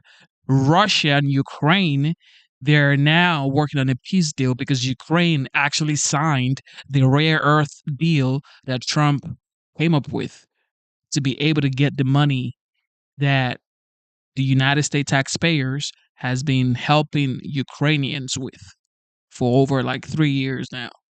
China now wants to renegotiate trade deals. So relax, everybody. Just relax. It's going to take a while, but relax. President Trump giving a rock star commencement speech at the University of Alabama, imparting his pearls of wisdom to the class of 2025 and hailing them as the lucky first graduates of the golden age. You've done a lot of winning. Winning is a good thing to do. But today I'm also asking you to look forward to really something very, very bright and more promising. You're the first graduating class of the golden age of America. It is clear to see the next chapter of the American story will not be written by the Harvard Crimson. It will be written by you, the Crimson Tide. In America, we reject that idea that anyone is born a victim. Our heroes are the ones who take charge of their own destiny, make their own luck, and determine their own fate despite the odds. You're one of a kind, so don't try to be someone else. Just be yourself. President Trump was also spicing things up with some of his classic rally zingers. Elon is so terrific, but I know now all of them, they all hated me in my first term, and now they're kissing my ass, Do you know? It's true. You ever see the weightlifting? Where they have a record that wasn't broken in 18 years? And they have, should I imitate it? My wife gets very upset when I do this. And she gets it. Mom, I'm going to do it, Mom. Can't do it. He had a wife, I must tell you, it was a second wife. It was a trophy wife. What can I say? Oh, boy. All right. You know what? If anyone can deliver a message and mesmerize a crowd, it's Donald Trump. And he knows how to work a crowd when he talks about, should I say it? My wife doesn't like when I say it. What do you think, Martha? Well, I was watching some of the other networks talk about this today, and they were saying, where was the commencement speech? They only played that stuff. There was no commencement speech. And then listening to the top of what we just played, there was absolutely a commencement speech message in there. He's saying, if you go the safe route, don't go the safe route. If you want to go to the top, you're never going to do it unless you break the system. I mean, it was I think that, some people might like it, some people might not like it, but the message was clearly merit is what wins. Be bold, don't sit back, be part of this next generation. We reject the idea that anyone is born a victim. Our heroes are the ones who take charge of their own destiny, make their own luck, determine their own fate despite the odds. And then he encouraged them to build things. Don't just build a portfolio. Go out there and build buildings, build manufacturing sites. And so I think the message was very clear. I also think that you look at the message about the Ivy League, and the next leaders are not going to come from Harvard, from the Harvard Crimson. They're going to come from the Crimson Tide. We see this. We see people across the country disappointed with the Ivy League universities. People who went there disappointed by them. So they're looking for these other schools, and they're seeing that you can get a great education and that you can do something bold going to these other schools. I think it's a very weak moment for Harvard and the others. And there's a lot of alumni who are not going to send them money anymore. And Trump's trying to break them. Yeah, for sure. I thought there was a lot of commencement inspiration in there if you looked for it. The president's speech, Jesse, was very optimistic. It was very promising. He talked about these young graduates being the greatest generation of America. But I want you to listen to this sound of Joe Biden's last commencement speech. Well, that's my commitment to you, to show you democracy, democracy, democracy is still the way. If black men are being killed in the street, we bear witness. For me, that means to call out the poison of white supremacy, to root out systemic racism. What are you talking about, Joe Biden? Man, can you see the difference between two people? We're not even talking about the seats right now. We're not talking about the office, presidency, okay? We're not talking about being the president of the United States. We're talking about as a person, as a human being. Why must you make everything politics every time? Democracy, white versus black, it's like all fear-mongering with Dems. It's always all fear-mongering. Oh, the white man is against you. Oh, this is against you. This is like, come on, y'all. We just heard a person say, fight for your dreams, never give up, keep going. In America, anything is possible. Another person says, white supremacists in America, and you're supposed to be the leader of the free world? You're supposed to be the person inspiring the kids, looking up to you as the president of the world? I don't get it, man. This is what, man, Democrats, man. Nobody wants to live life being the victim. Like, the victimization mindset is over. Everybody wants to be successful, wealthy, healthy, happy. Everybody wants to have a relationship. Everybody wants to go outside, mingle with people, conservative, liberals. It don't matter. We just want to live as one. However, some people don't think like that, but nobody wants to live as a victim. It's over, okay? Nobody wants to be the victim. Different? Yeah, so usually when you're at your graduation ceremony, you have your parents, you have your grandparents, you have your family there. Do you want to hear the speaker talk about racism and how you can't do things and how you're fighting white supremacy? Absolutely not. When I graduated by the skin of my teeth, because I was checking to see if there was actually a diploma in there, we had Joe Lieberman as my speaker. Yeah. Not as charismatic, but the message was good. Solid. And it was a similar message to Donald Trump. And you're right, Martha. For me, I took away it was about competition. And he mentioned the fact that Barack Obama, Hussein Obama, told him at the Correspondence Center, Donald Trump's never going to be president. And there's a lot of teams that during the week, if an opposing team says something derogatory about you, they'll put the quote up in the locker room and everybody will look at it before they go out into the practice field. And it's motivation fuel. And he took that fuel and he ran with it and became president not once, but twice. About a year and a half ago, Gutfeld said, Jesse Waters is boring. That's true, I did. I plastered it above my door in my office, and every time I walk to hair and makeup, I see it, and he motivates me. The Harvard Crimson Tide thing, Kevin O'Leary says he doesn't hire people from the Ivy Leagues unless they played sports because they're just toxic, and you can't trust them. And so Jesse Waters is now doing early decision, Crimson Tide. We're not doing Ivies anymore. And that's not just because he's not doing well so far in pre-K. It's just because I want to go to a school with nice weather, good football team, good values. And I think there should be attractive women there. From what I've heard, there's very attractive women. We're actually having 2 Crimson Tide grads on the show tonight at 8. And they're both women, I say. I don't know if they're women or not. I haven't checked. All right. Do you want to respond to what he said? I am disgusted by everybody here. When he was doing this thing, clearly he was mocking a disabled reporter. And we're going to hear about that Monday on Morning Joe. You're right, though. That happened at the University of Alabama. Good for the University of Alabama. It's a great advertisement for them. This is why a lot of students are going south. They're seeing all the Southern universities are getting more people. And what a contrast. What did we see this week? Kamala babbling about pachyderms, Tim Walz spouting queer studies lingo like code talk and performative structure. Meanwhile, here's a guy who happily speaks the truth, and he's willing to bear the risk and whatever consequences his words bring. You know, it would have been nice if a Democrat could do that. They could have been honest and blunt. They had plenty of time about Joe Biden, about trans, about the border, about crime, but instead they hid themselves behind the science of identity politics and the rhetoric, that dumb rhetoric that Walz uses. Trump didn't just set the bar for presidents and leaders. He burned it. He set it on fire. Then he built a new bar. It's no longer about politics. It's about persuasion. It's no longer about us versus them. It's about us first. It's about transparency versus cover-ups, bluntness versus jargon. The guy won't kiss babies and he won't kiss asses.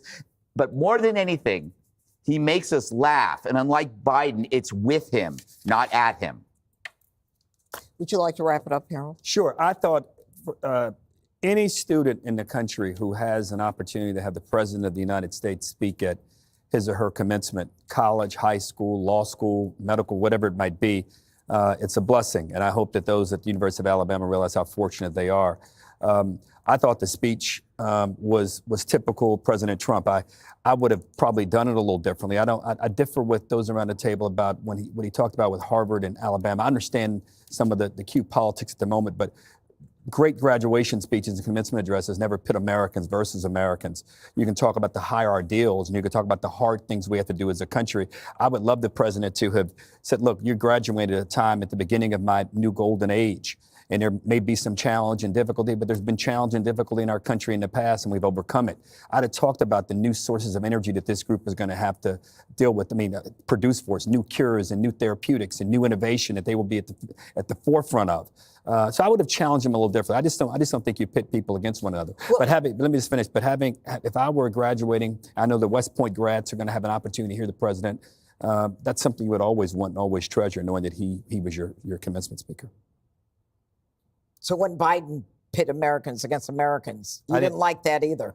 Judge, I'm consistent. I call balls and strikes. I don't. Yes. I didn't, and I don't now. Thank you. Ahead, Elon Musk and the Doge Boys will blow your mind with the billions of wasteful crap they've exposed. Jesse has the scoop. Jesse has the scoop. Judge Jeanine, thank you for tuning into the live show. God bless you. Y'all want to keep going? All right, let's keep going. Thanks, Bill. We begin with this Fox News alert. Elon Musk and his Doge team members looked back at all they have accomplished over the first 100 days of President Trump's second term. It's been a big week. Time to look at Doge. They sat down with Fox for an interview that pulled back the curtain on what American tax dollars actually have been paying for.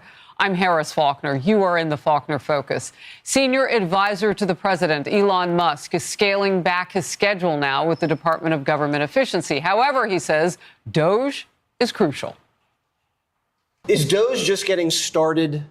This is a long-term enterprise. It's a long-term enterprise because if we take our eye off the ball, the waste and fraud will come roaring back. They can Doge when Democrats get back in power. We're trying to have it be such that the funding is removed, so the grants are gone. So there's a lot of work required to restart the waste and fraud. The DOGE team detailed a few eye-popping examples of waste and abuse that they have uncovered. They found that money was being used to rent out Caesar's Palace for parties, rent out stadiums, etc. They get $50 million a year, congressional money, to give grants. These are things like alpaca farming in Peru. We actually went into the agency and found that they had loaded guns inside of their headquarters, spending money on things like private jets. And they even had a $130,000 contract with a former member of the Taliban. Those examples and many, many, many more add up to a big number. DOGE claims it already has saved an estimated $160 billion. That's nearly $1,000 per every U.S. taxpayer. And the job is far from over. Senior national correspondent Rich Edson is at the White House. A lot of shock here, like just how much money was going out the door. Rich. Yeah, and this is a time, Harris, where Elon Musk and the Department of Government Efficiency are touting and defending their work in the first 100 days of the Trump administration. The Department of Government Efficiency has cut a number of government employees, contracts, workers, even entire departments, and tens of billions of dollars of what staffers have called wasteful spending. Unfortunately, like the 100th time you've heard it, it's hard not to get a little numb. Yeah. You know, but and by the 200th time, you're like, well, okay, it's just another day at the office. We checked, is the Small Business Administration giving loans to dead people over the age of 120? The answer was yes, and it was around $330 million in total. DOGE is also highlighting eliminating funding for improving the marketability of peas in Guatemala. Musk says finding out where federal money ends up is a complicated task. Exactly. Contractor, subcontractor, it's like peeling an onion. And then maybe, and sometimes it's zero. Just flat, you get to the bottom of the onion, there's nothing there. Musk had originally targeted $2 trillion in savings. Now that he's established DOGE, he says he's going to spend more time at Tesla, where sales and company stock prices are down. His special government employee status is scheduled to end May 30th. Musk's opponents accuse DOGE of overinflating savings and cutting vital government services, medical research and aid. Democrats say government spending is actually up this year and that Musk has failed to deliver significant savings from a bloated Pentagon budget. We heard from Elon Musk that $20 to $30 billion just disappear in the Pentagon. We heard from Elon Musk that cost plus contracting is a gravy train. We heard from Elon Musk that he was going to cut the defense budget. And what happened? We're adding $150 billion to the defense budget. The latest Fox News poll says 39% of registered voters approve of DOGE, 56% do not. Several federal judges have reversed some of these DOGE cuts as these cases are continuing to work their way through the federal court system. Harris? Rich, thank you. Mary Catherine Ham, Fox News contributor, is with me now to give me her first reaction to all of this. A lot of information. I mean, just the thought of Democrats one day coming and trying to flip the switch, as Jesse was talking about, is actually pretty frightening. Yeah, and first of all, I love that Elon and the guys that he's working with do these sit-downs. I think they should do more of them because part of this is an education program for the American taxpayer about just how bad things are inside the federal government. Every single part of every single budget is bloated. And I would note for the congressman who was saying defense is not cut, defense spending is actually in the Constitution, so that's a helpful point in its favor. The rest of this stuff going to Caesar's Palace on taxpayer dime or giving money to your friends' nonprofits that maybe don't even exist and are basically shell companies, those are disrespectful to American taxpayers. And there is an argument that I understand that is like, we're not really dealing with spending, we're not really dealing with entitlements. I want to deal with those things. However, This is like JV level, entry level cutting. It's so ridiculous. It's so silly. It's so dispensable that we should dispense with it. And I love that they are going after these things, because tell it to American taxpayers who have never seen $10,000, $100,000 in one place. Tell them that $160 billion is chump change, right? It's not chump change. It's their money, and it is the duty of the government to spend it wisely and not take it from them and give it to other people for nonsense. I love what you're saying. Had there been contemporaneous accountability, maybe none of this would be happening, because the American people would not have put up with this had they known. Well, those on the left and Democratic lawmakers have been going after Doge's waste-cutting efforts since day one. Here's a look. Unelected shadow government is conducting a hostile takeover of the federal government. This smash and grab by Elon Musk is going to stop. This is the most corrupt bargain we've ever seen in American history. Fox's own Jason Chaffetz, former Utah congressman, with his recent op-ed, Democrats have made a fatal error opposing Doge. He argues they appear to be for the fraud and waste, and without a viable, reasonable, common sense alternative, their attacks fall on deaf ears and leave most to wonder, what do Democrats really stand for? Well, I think everybody's wondering that now. Mary Catherine? Yeah, well, let me get this straight. It's a hostile takeover by the duly elected president who put a special government employee, of which Biden had plenty, in charge of the United States Digital Service, which they renamed Doge, but was an Obama-era creation to get, wait for it, smart technologists to come in from the private sector to add efficiency and knowledge to government, which is what they're doing. So they make up this idea that this is illegitimate in some way, but they've done that the entire time, the entire Trump era, right? It's not illegitimate. It's put in under this very specific system, and they are doing things that honor the taxpayers' dollars instead of disregarding them. And by the way, when you want to talk about like whether there is fraud going on, let's talk about just a tiny part of COVID spending. The biggest COVID fraud in the United States happened in Minnesota under Tim Walz's leadership. It was $250 million stolen from a children's food program. Okay, this stuff happens all the time, and it should be punished, and people should be held accountable for it. Well, there are eyes on it now. It kind of makes you wonder, Mary Catherine, how Democrats are picking what they'll get behind. This is another example of that. There are now more horrific abuse accusations coming out about Kilmar Abrego Garcia. He is the illegal immigrant and alleged MS-13 gang member who President Trump deported to El Salvador in March. Despite this, some Democrats are still standing behind him. Democratic Senator Chris Van Hollen, who visited Garcia in prison. Remember that? That was like a big photo op. Well, now he says this. In his first 100 days, Donald Trump is shredding the Constitution of the United States. He's violated these rights in many instances, including the illegal abduction and deportation of Kilmar Abrego Garcia. Okay, let's just stack up the facts before we go on. Audio from 2020 was obtained by USA Today. Abrego Garcia's wife pleaded with a judge for protection from her own husband. A warning, the audio is difficult for some younger viewers especially to hear. Watch and listen. He grabbed me from my hair and then he slapped me. I have pictures of the evidence, like all the bruises, because even on Wednesday, he hit me like around 3 in the morning. He would just wake up and hit me. He slapped me 3 times. And then last week I did call the police. My sister called the police because he hit me in front of my sister. His wife responded to the audio with the statement, "My husband was traumatized from the time he spent in ICE detention, and we were in the throes of COVID. Like many couples, we were caring for our children with barely enough to get by. All of those factors contributed to the actions which caused me to seek the protective order." We reached out to lawmakers that who went to El Salvador for their reaction to the audio. No responses on that yet.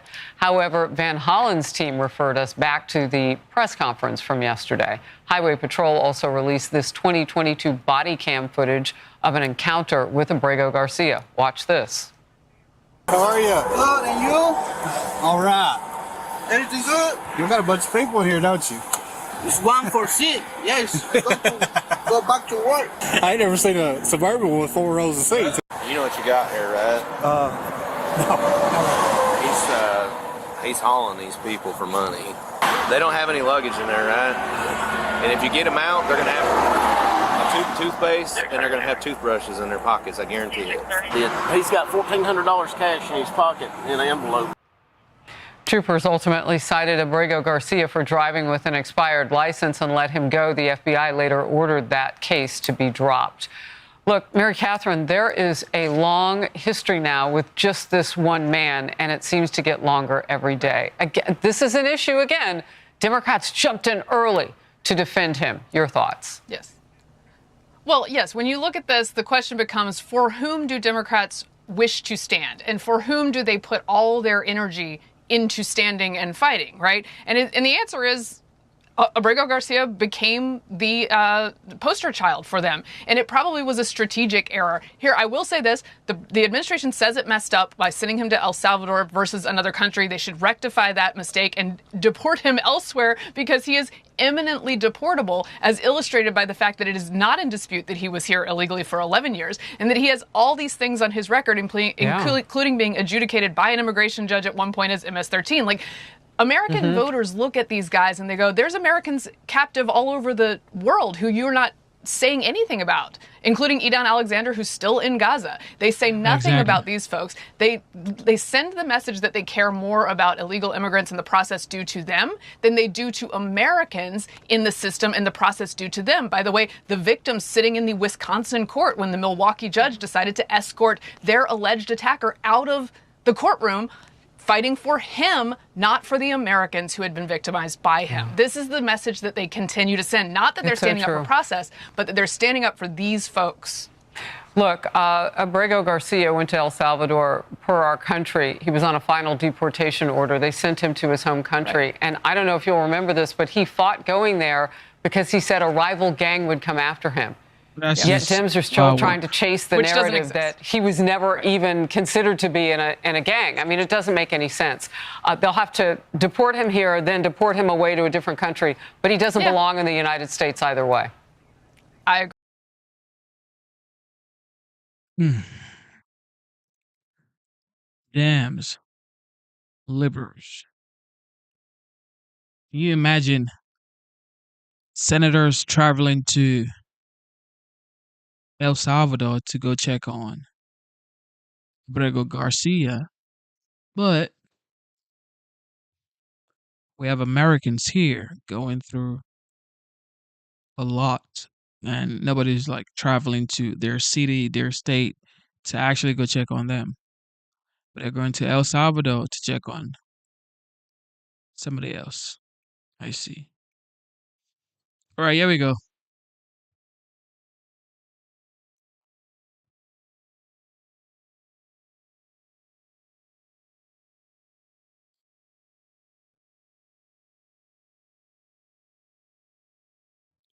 Thank you for tuning in to the live show.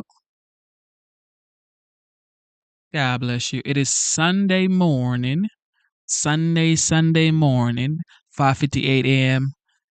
We're having a good time. 8 minutes Relax. of Trump.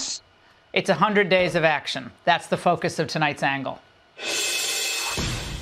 All right, as you saw tonight, Donald Trump's been playing offense to make America great again since he first came down that golden escalator. And tonight, 100 days in, he's still fighting.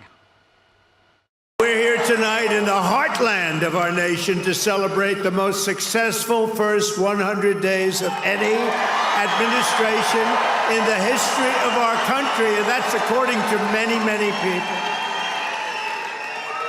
This is the best, they say, 100-day start of any president in history, and everyone is saying it. We've just gotten started. You haven't even seen anything yet. It's all just kicking in. We're ending the inflation nightmare, the worst that we've had probably in the history of our country, getting woke lunacy and transgender insanity the hell out of our government. We're stopping the indoctrination of our children, slashing billions and billions of dollars of waste, fraud, and abuse. And above all, we're saving the American dream. We're making America great again, and it's happening fast, too. What the world has witnessed in the past 14 weeks is a revolution of common sense. Oh, I love that. A fired up crowd in Michigan and what Trump billed as something that shouldn't be a revolution, but it is in today's Washington, a revolution of common sense. You finally have a president who is defending our borders and our nation.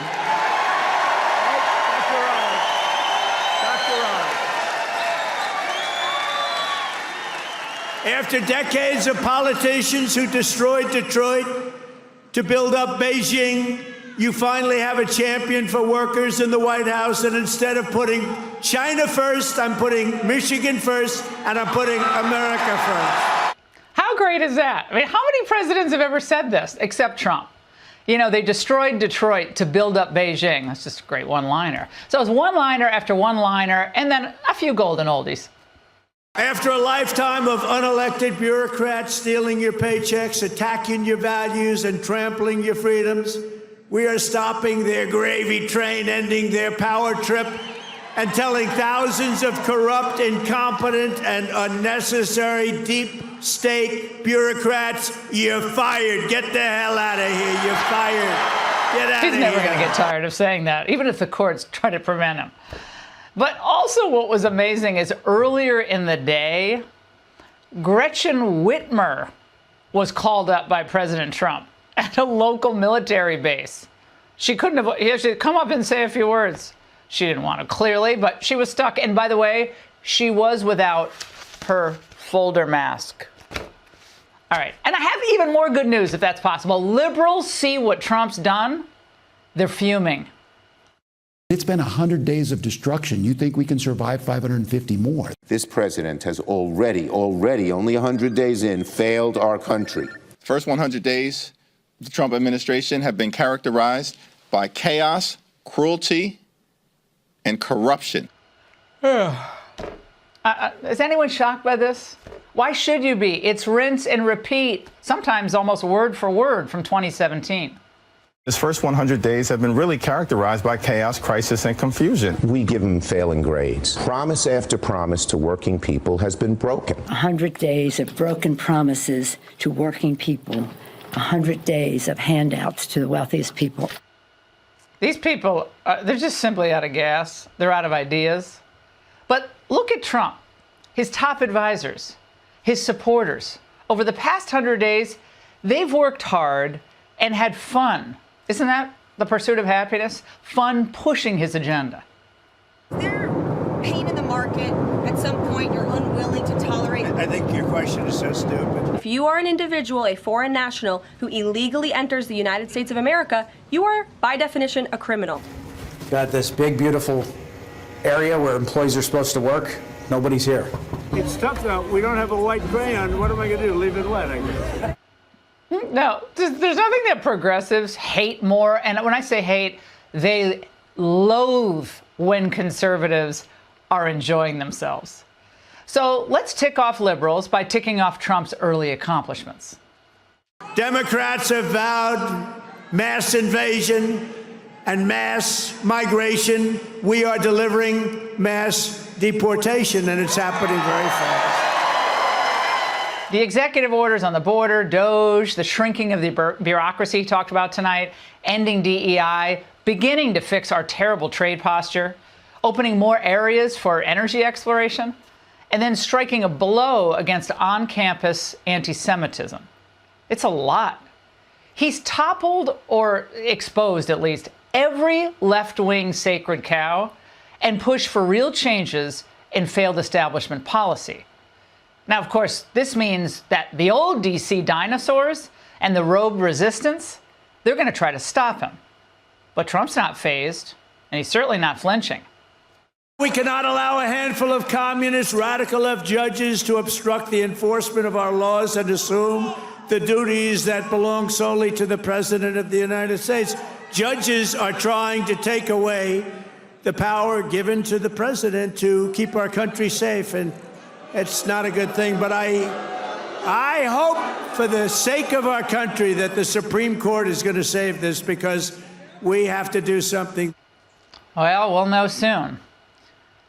But on January 20th, let's not forget, Donald Trump inherited a country that, because of Biden and his policies, was on an unsustainable path. Biden did incalculable damage. We were overrun with illegals, our military recruitment was way down, and we were overcommitted around the world. And of course, we didn't have anywhere near the industrial base to support those commitments.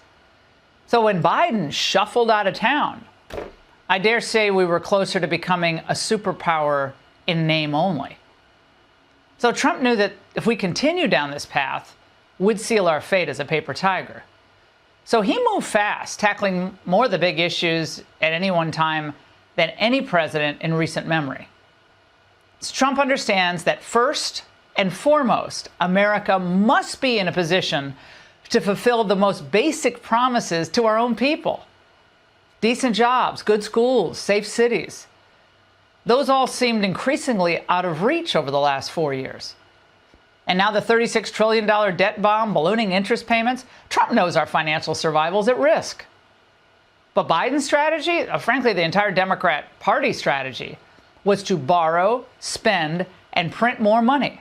It was classic Washington. So at this 100-day mark, the media, they're trying to paint Trump like the tariff man, who's like the Grinch who's stealing Christmas. How silly.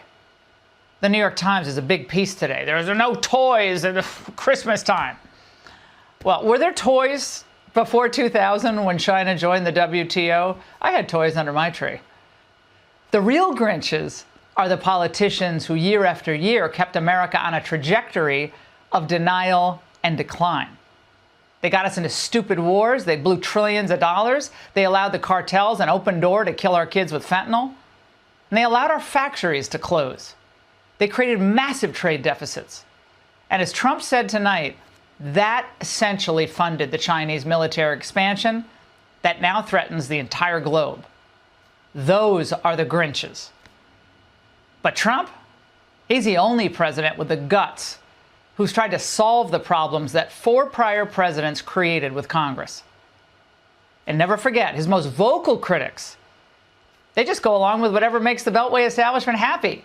And while that was good for the lobbyists, they got really rich, it's good for the lawyers, ditto, it was horrid for the working people of states like Michigan, across the old Rust Belt. The more blowback Trump gets in this period of time, the more I think he's on the right path. A lot of you wonder, why do Trump's supporters, a lot of liberals especially, say, why are they so loyal to him? Why do they remain so committed to him? Simple answer. You saw it tonight. Because they know that he's loyal to them. So despite all the pressure to sell him out, they know he's doing this, everything he's doing for the right reasons. And it's not to be popular with the Council on Foreign Relations or the China lobby or the hedge funders or the teachers' unions. In the end, they'll all still be rich. They'll be fine. But America will be stronger, our manufacturing more robust, our military more lethal, and our people healthier. Now that's a superpower with superpowers. So I can't wait for the next 100 days. That's the angle. Donald Trump celebrating the first 100 days of his second term in Detroit, Michigan. He just left the stage moments ago. We just had the biggest victory in Michigan. They said, sir, it's going to be hard. Well, we won it twice. We're here tonight in the heartland of our nation to celebrate the most successful first 100 days of any administration in the history of our country, and that's according to many, many people. This is the best, they say, 100-day start of any president in history, and everyone is saying it. We've just gotten started. You haven't even seen anything yet. It's all just kicking in. Trump says he's having fun running the world, and you can just see it. How are you? There we go. How's your day? If there was one big thing that you wanted to have happen in the first 100 days, but didn't, what would it be? Well, I think we've done everything or it's in the process of being done. He said he wouldn't trade places with anyone in the world. Well, except maybe one. As Pope? I'd like to be Pope. That would be my #1 choice. Before his big speech in Detroit, Trump stopped by a military base in Michigan to celebrate with the troops, and he didn't come empty-handed. Today I've come in person to lay to rest any doubts about Selfridge's future and the vital role it'll play in our national defense. As Commander-in-Chief, I'm proud to announce that very soon we will replace the retiring A-10 Warthogs with 21 brand new F-15EX Eagle II fighter jets, the best in the world, fresh off the line. Nothing says happy 100 days like new fighter jets. And there was one special guest in the room who was ready to party. And she was from the other party, Big Gretch. I want to thank Governor Gretchen Whitmer for bringing it also to our attention very strongly.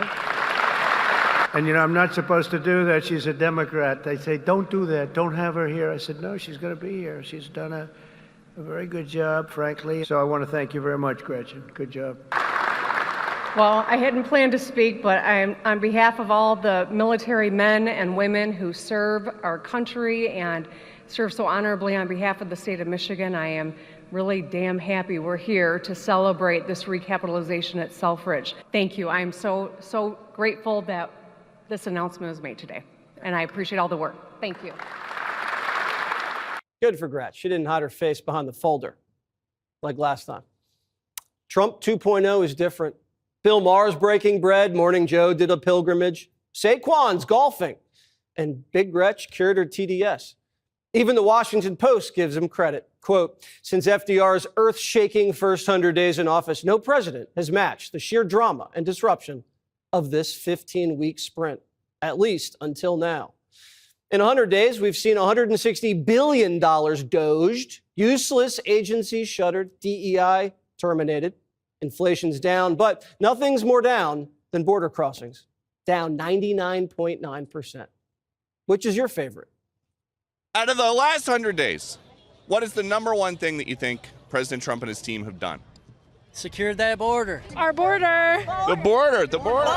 Immigration law, baby. After complaining about the bad hombre mugshots on the White House lawn, MSNBC is being forced into the field to talk to people, and the people say Trump's killing it. I am totally excited. Everybody I know is excited. My biggest issue is at the border, and he's killing it. Well, absolutely, everybody that's here illegally should go. I'm not one of these that, oh, the poor person. No, they need to go. There's so much action on illegal immigration, Democrats can't deny it. Here's Stephen A. The fact that Trump rolled up in there and cleaned this stuff up, prioritizing border control, definitely is going to be perceived as a plus, whether Democrats and others like it or not. Border Patrol has been outstanding. The economy, the nation's other top priority, still unfinished business. On the plus side, American industry is making a comeback. We're taking back our country from a sick political class that got rich selling America out and bleeding America dry. After decades of politicians who destroyed Detroit to build up Beijing, you finally have a champion for workers in the White House, and instead of putting China first, I'm putting Michigan first, and I'm putting America first. Manufacturing jobs are back, and $5 trillion private money is being invested in American steel, energy, tech, pharma, autos, and AI. But the market took a little bit of a hit on the trade war. The president said we had to take our medicine and wait for the tax and regulation cuts to get on track this summer. Hopefully that'll steady the ship. The president's confident that it will. The media are panicking. It's officially been 100 days of Donald Trump. I'm so tired. It's aging this nation in Tom Hanks' Castaway years. Tonight we're kicking off a week-long coverage of Donald Trump's first 100. Let's call them days. Overseas, the Panama Canal's been secured. The Houthi rebels are under fire, and Greenland's on the menu. The Ukraine war is still raging, and Trump's growing a little frustrated with Putin. So the next 100 days are all about deals. I think what we've really done here is deals. We've worked on deals. There's a peace deal, there's a trade deal, there's a tax deal, and the first 100 days has set the table, and I think the next 100 days we're going to see the fruition of all those. Insiders say Trump's in his disruption phase right now. Former House Speaker Newt Gingrich says, I believe he has from now to about January 1st to be very disruptive. After that, Trump needs to be stabilizing, pulling together, and explaining. Voters say it's not that scary compared to the last 4 years. Are you prepared to pay higher prices for goods? I've been paying higher prices, sweetie, in the last. When Biden got in office, my groceries have doubled, my gas has doubled. No, I'm already used to it. No one said it would be easy. Trump's taking on issues that his predecessors never tackled and let fester. Trade, border, war. Trump's not running for re-election, we think. So this isn't about politics. It's about putting America in a strong position to thrive in the 21st century. You said, quote, hang tough. Yeah. It won't be easy. You said that to the American people. Is that what Americans should expect, some hard times? I've said that during my campaign. Look, we won a campaign by a lot. We won all 7 swing states. We won the popular vote by a lot. I said, you're going to have a transition period. We've been ripped off by every country all over the world. They're laughing at us. They thought we were stupid people, and we were. And I said, that's not going to happen. We're not going to let that happen. Hard times are ahead? I don't think so. I think great times are ahead. Look, since I came in, gasoline is down, groceries are down, egg prices are down. The American people voted for complete upheaval in Washington. And if anything, Trump delivered that. Sometimes you have to demolish a building before rebuilding it into a skyscraper. How fast and how effective Trump can rebuild what he's demolished will determine his legacy. But Democrats, if they take back power in 2 years, they won't let him. They just filed articles of impeachment. Some guy that I'd never heard of. John James, is he a congressman, this guy? He said, ladies and gentlemen, I am going to start the impeachment of Donald Trump. What the hell did I do? Here we go again. They want to impeach me. This lunatic. Actually, I had the television way down, and I said to our great First Lady, listen, did I just hear I was being impeached again? We're getting good at this, though. And then you have the other one that's always with the cane. He's always impeaching, and he raises his cane. So far, Trump's support from Republicans, rock solid. His voters are along for the ride, and they're loving it. I think the first 100 days has been a breath of fresh air. I think that everybody's been waiting for change, no matter what party you are. Right.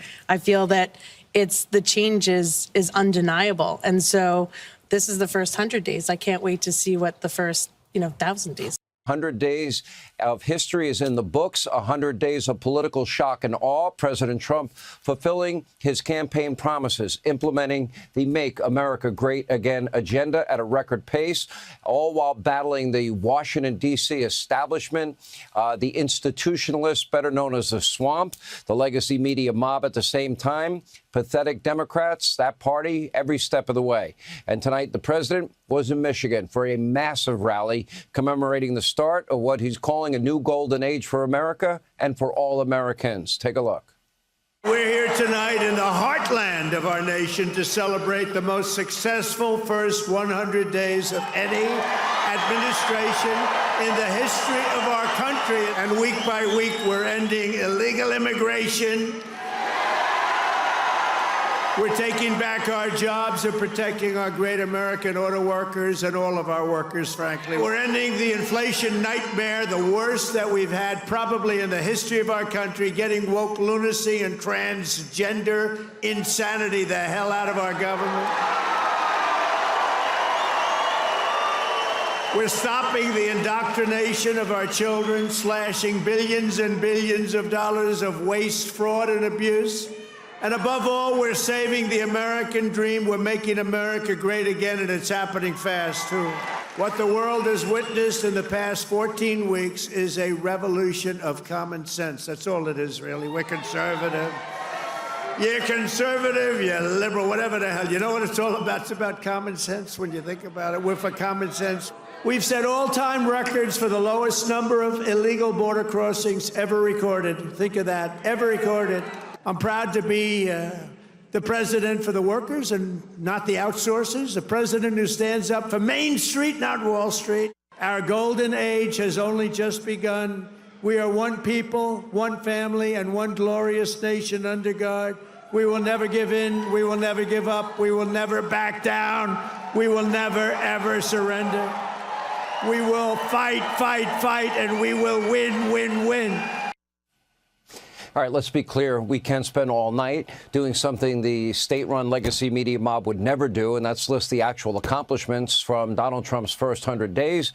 The president said it best. If Democrats had their way, America, as we know it, would be over. We'd be a third world hellhole. Open borders. That means more terrorists, more gang members, murderers, rapists, cartel members, and probably all likely on a path to citizenship.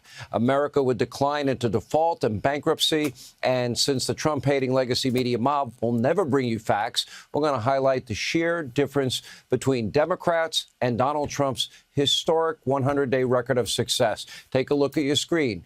In just this short period of time, the president slashed a record number of regulations. He's making his middle-class tax cuts permanent. He declared a national energy emergency. No tax on tips, no tax on Social Security, no tax on overtime. By the way, that includes offshore drilling on the energy issue, drilling in the Gulf of America, where just this week the administration celebrated the first production from a major new venture just off the coast of Louisiana and Mississippi. President Trump has also pulled the United States from the job-killing, cost-ineffective, idiotic Paris Accords. He ended Biden's liquefied natural gas export ban. Now the cost of energy is down significantly. The cost of gas is down. Mortgage rates are going down. And to top it all off, DOJ, that's right, those horrible people, they have already saved you, the American taxpayer, over $160 billion in waste, fraud, abuse, and corruption, and they are still counting.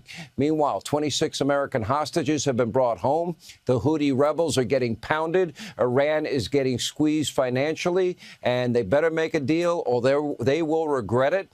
Peace between Russia and Ukraine is finally, at least it's within reach, and for once a real possibility. Not a single U.S. service member has been killed overseas. And by the way, Donald Trump is finally holding China accountable while negotiating better trade deals with every country in the world while getting the U.S. out of the corrupt World Health Organization and slashing USAID. We could go on, and we still haven't even mentioned the border, probably his greatest success in 100 days. Think about it. In less than 100 days, Donald Trump made good on his biggest campaign promise. Joe Biden, well, said it couldn't be done. He needed legislation. He was wrong, as usual. Under Trump, the border is not just secure, it is the most secure border in American history. Take a look at these numbers from the DHS. Daily border encounters are down a whopping 93%. Encounters with gotaways down 95%. The migrant crossings are down 99%. We went from 160,000 ICE encounters per month under Biden to around 7,000 under Trump, with almost zero released into the country. And meanwhile, the deportation numbers continue to grow.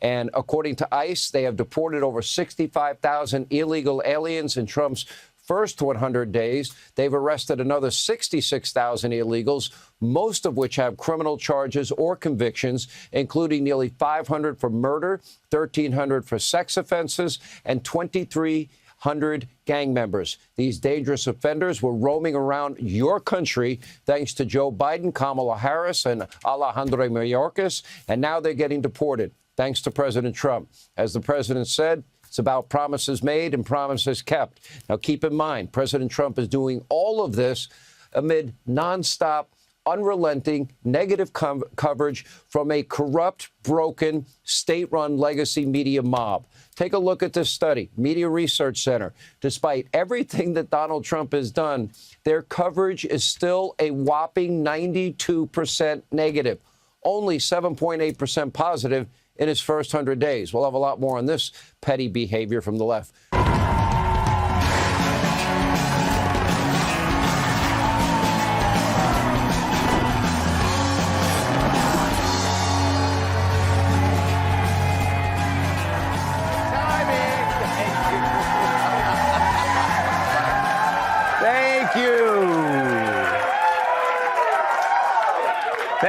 Thank you. That means some of you will live. Happy Tuesday, everyone. So Kamala Harris is speaking in San Francisco tomorrow, and she's charging $25 for anyone who wants to live stream it.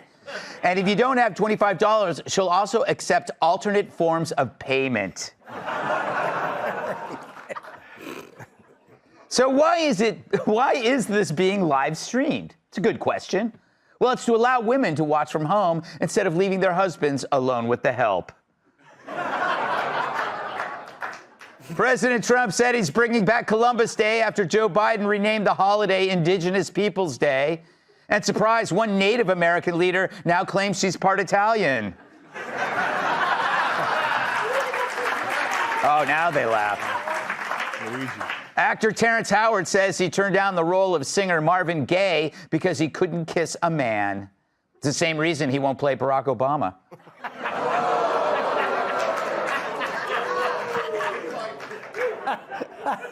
Meanwhile, former First Lady Michelle Obama says Trump's deportation policy keeps her up at night.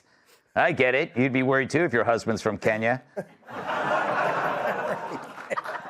Wow. J.B. Pritzker is now calling for mass protests and disruption, vowing that Republicans cannot know a moment of peace. Well, now we'll know how his toilet feels. A psychiatrist is willing to testify that Sean Diddy Combs did not have the mental capacity to commit crimes. The psychiatrist will do this by pointing to his music.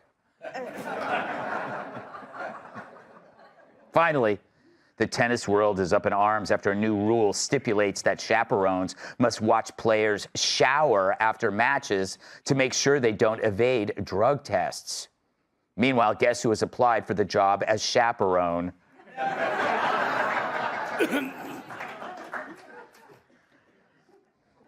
So today marks Donald Trump's first 100 days in office. Fair enough. But in reality, 100 is an arbitrary number, kind of like the age of consent for Hunter Biden or Kamala's blood alcohol content. But with Trump, 100 feels like 1,000. So many moves, and many are big. This March saw the lowest monthly number of border encounters on record. Violent illegals who roamed the streets under Biden are being removed at record speed. Only 9 illegals have been discharged into the country, but they were released into the audience for Fox and Friends and quickly self-deported. Trump downsized federal government with DOGE, saving $160 billion in the process. It's far from enough, but at this rate, $1.6 billion a day, we might avoid economic ruin. He crushed DEI, took men out of women's sports, returned plastic straws to our waiting mouths, unleashed domestic energy production, and made showers great again. Not that some Democrats actually use them. Damn. But when Trump says he'll do something, he does it at breakneck speed. How do you explain this? Well, all Trump did is match the pace of politics to the accelerating change of technology. And Trump 2.0 is changing the speed of politics. So much so, it's like replacing a carrier pigeon with a 5G iPhone. Or replacing Jesse Waters with someone who had their GED.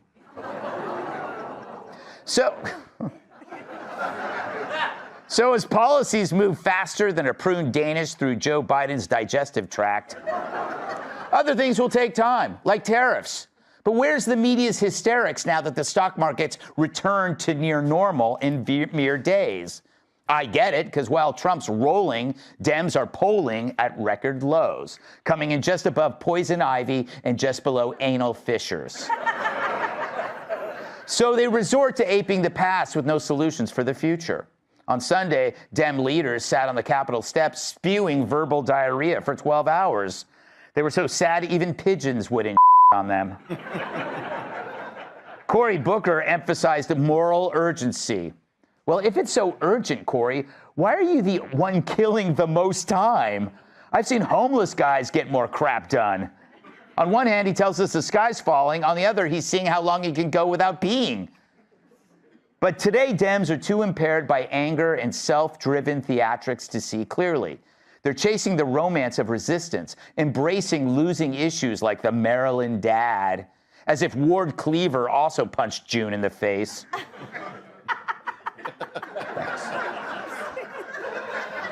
No wonder the corrupt media, our neutral observers, have hit Trump with a 92% negative coverage.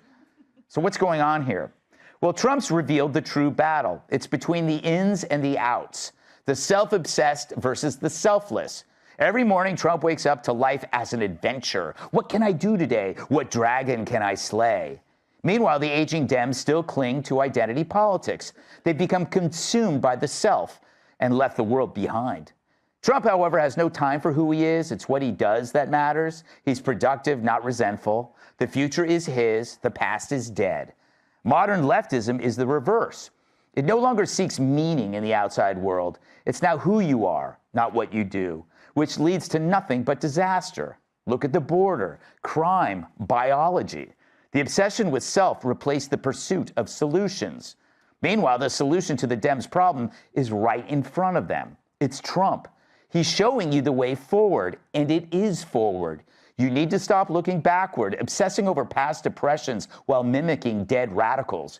You need to look up and out. There's a world out there that dwarfs whatever you think your pronoun is. Right now, the Dems are looking backward and inward. No future, no adventure, just the past and the sad self. So today serves as a moment of reflection. 100 days can be a transformative period, but only if you're tired of living in the past and living in your own head. Let's welcome tonight's guest! Staring at his suit may cause seizures. Host of Making Money on Fox Business, Charles Page. He's the reason that laws have women's names in them. Host of the Jim Norton Can't Save You podcast, Jim Norton. Caffeine takes her to stay awake. Co-host of Outnumbered, Emily Campagno. And he makes The Rock look like a pebble. New York Times bestselling author, comedian, and former NWA World Champion.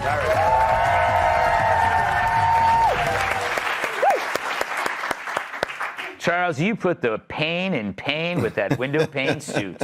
Well, thank you. I'd like to scrub you clean right now. How would you grade? I hate this whole concept of the 100 days. It just feels like a media creation, but we have to talk about it. What's your grade? How's the economy? The economy is great. Yeah. Here's the most amazing thing. This is the most. There's never been a fear campaign to this degree ever. Mm-hmm. Ever. The stats blow me away. There have been more negative stories about Trump than COVID. Yeah. I'm serious. I believe you. The media has scared the hell out of people. Mm-hmm. Just a couple hours ago, Visa reported earnings and said consumers are doing great. They're not the only company that said that. On Wall Street, there's a thing called soft data and hard data. The soft data is all the surveys when you scare the hell out of people. And it's so funny, like, tariffs are going to destroy you. What are you worried about right now? Tariffs? Oh, wow. I mean, then they feign like, oh, look at the public. No, it is really absolutely amazing. I was shocked when you said 8% had positive stories. Like, who are these people? Because they're probably going to be fired.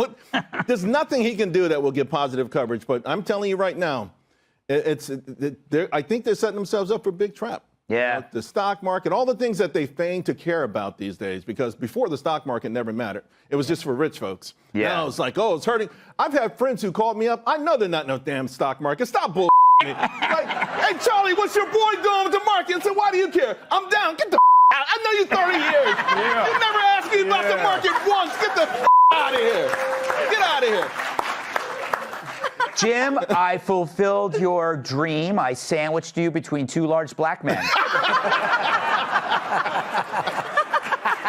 What you do with that dream is entirely up to you. I'm going to say wake up. And then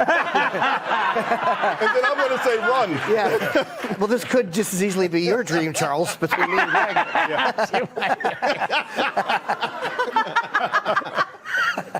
So when I was on drugs. So, Jim, 100 days. You're an astute political observer. Isn't this unlike any first 100 days ever? Well, except for the length of time. It is interesting to watch. Like, I like certain things he's done, certain things I don't like. But I like Doge. Like, I like that they saved. They said it comes to like $1,000 per, or as I call it, 2.5 escorts per person. I like Doge. I like a lot of the stuff. I like that he's kicking out people who don't belong here because they're not here legally. But I don't like certain things. Like I don't like the birthright citizenship thing. I don't think you can't. Whether you like it or not, it's the 14th Amendment. And I also don't like that Maryland guy, who I do think belongs out of the country. They still have to bring him back and do it right, and then kick him out, because immigration demands you do paperwork and everything 100%. Did they do that, though? There was a couple of, I think you and I are probably going to agree. It's an administrative process, not really a legal one. And I'm sure he was before 2 judges. What more do you want? They both said they have to bring him back, though. The federal court, and I think the Supreme Court both said, and Trump has to be careful. You can't start bucking courts, because they understand. Liberal courts and conservative courts have more in common than conservative courts do with him. It's like 2 divorce lawyers. You know what I mean? The husband and the wife's lawyers connect with each other a lot more than they connect with the husband and the wife. That is so interesting. So I think that he should be careful with that and just get the guy out of the country, but do it by the book. I think they should bring him back, but make it 2 trips.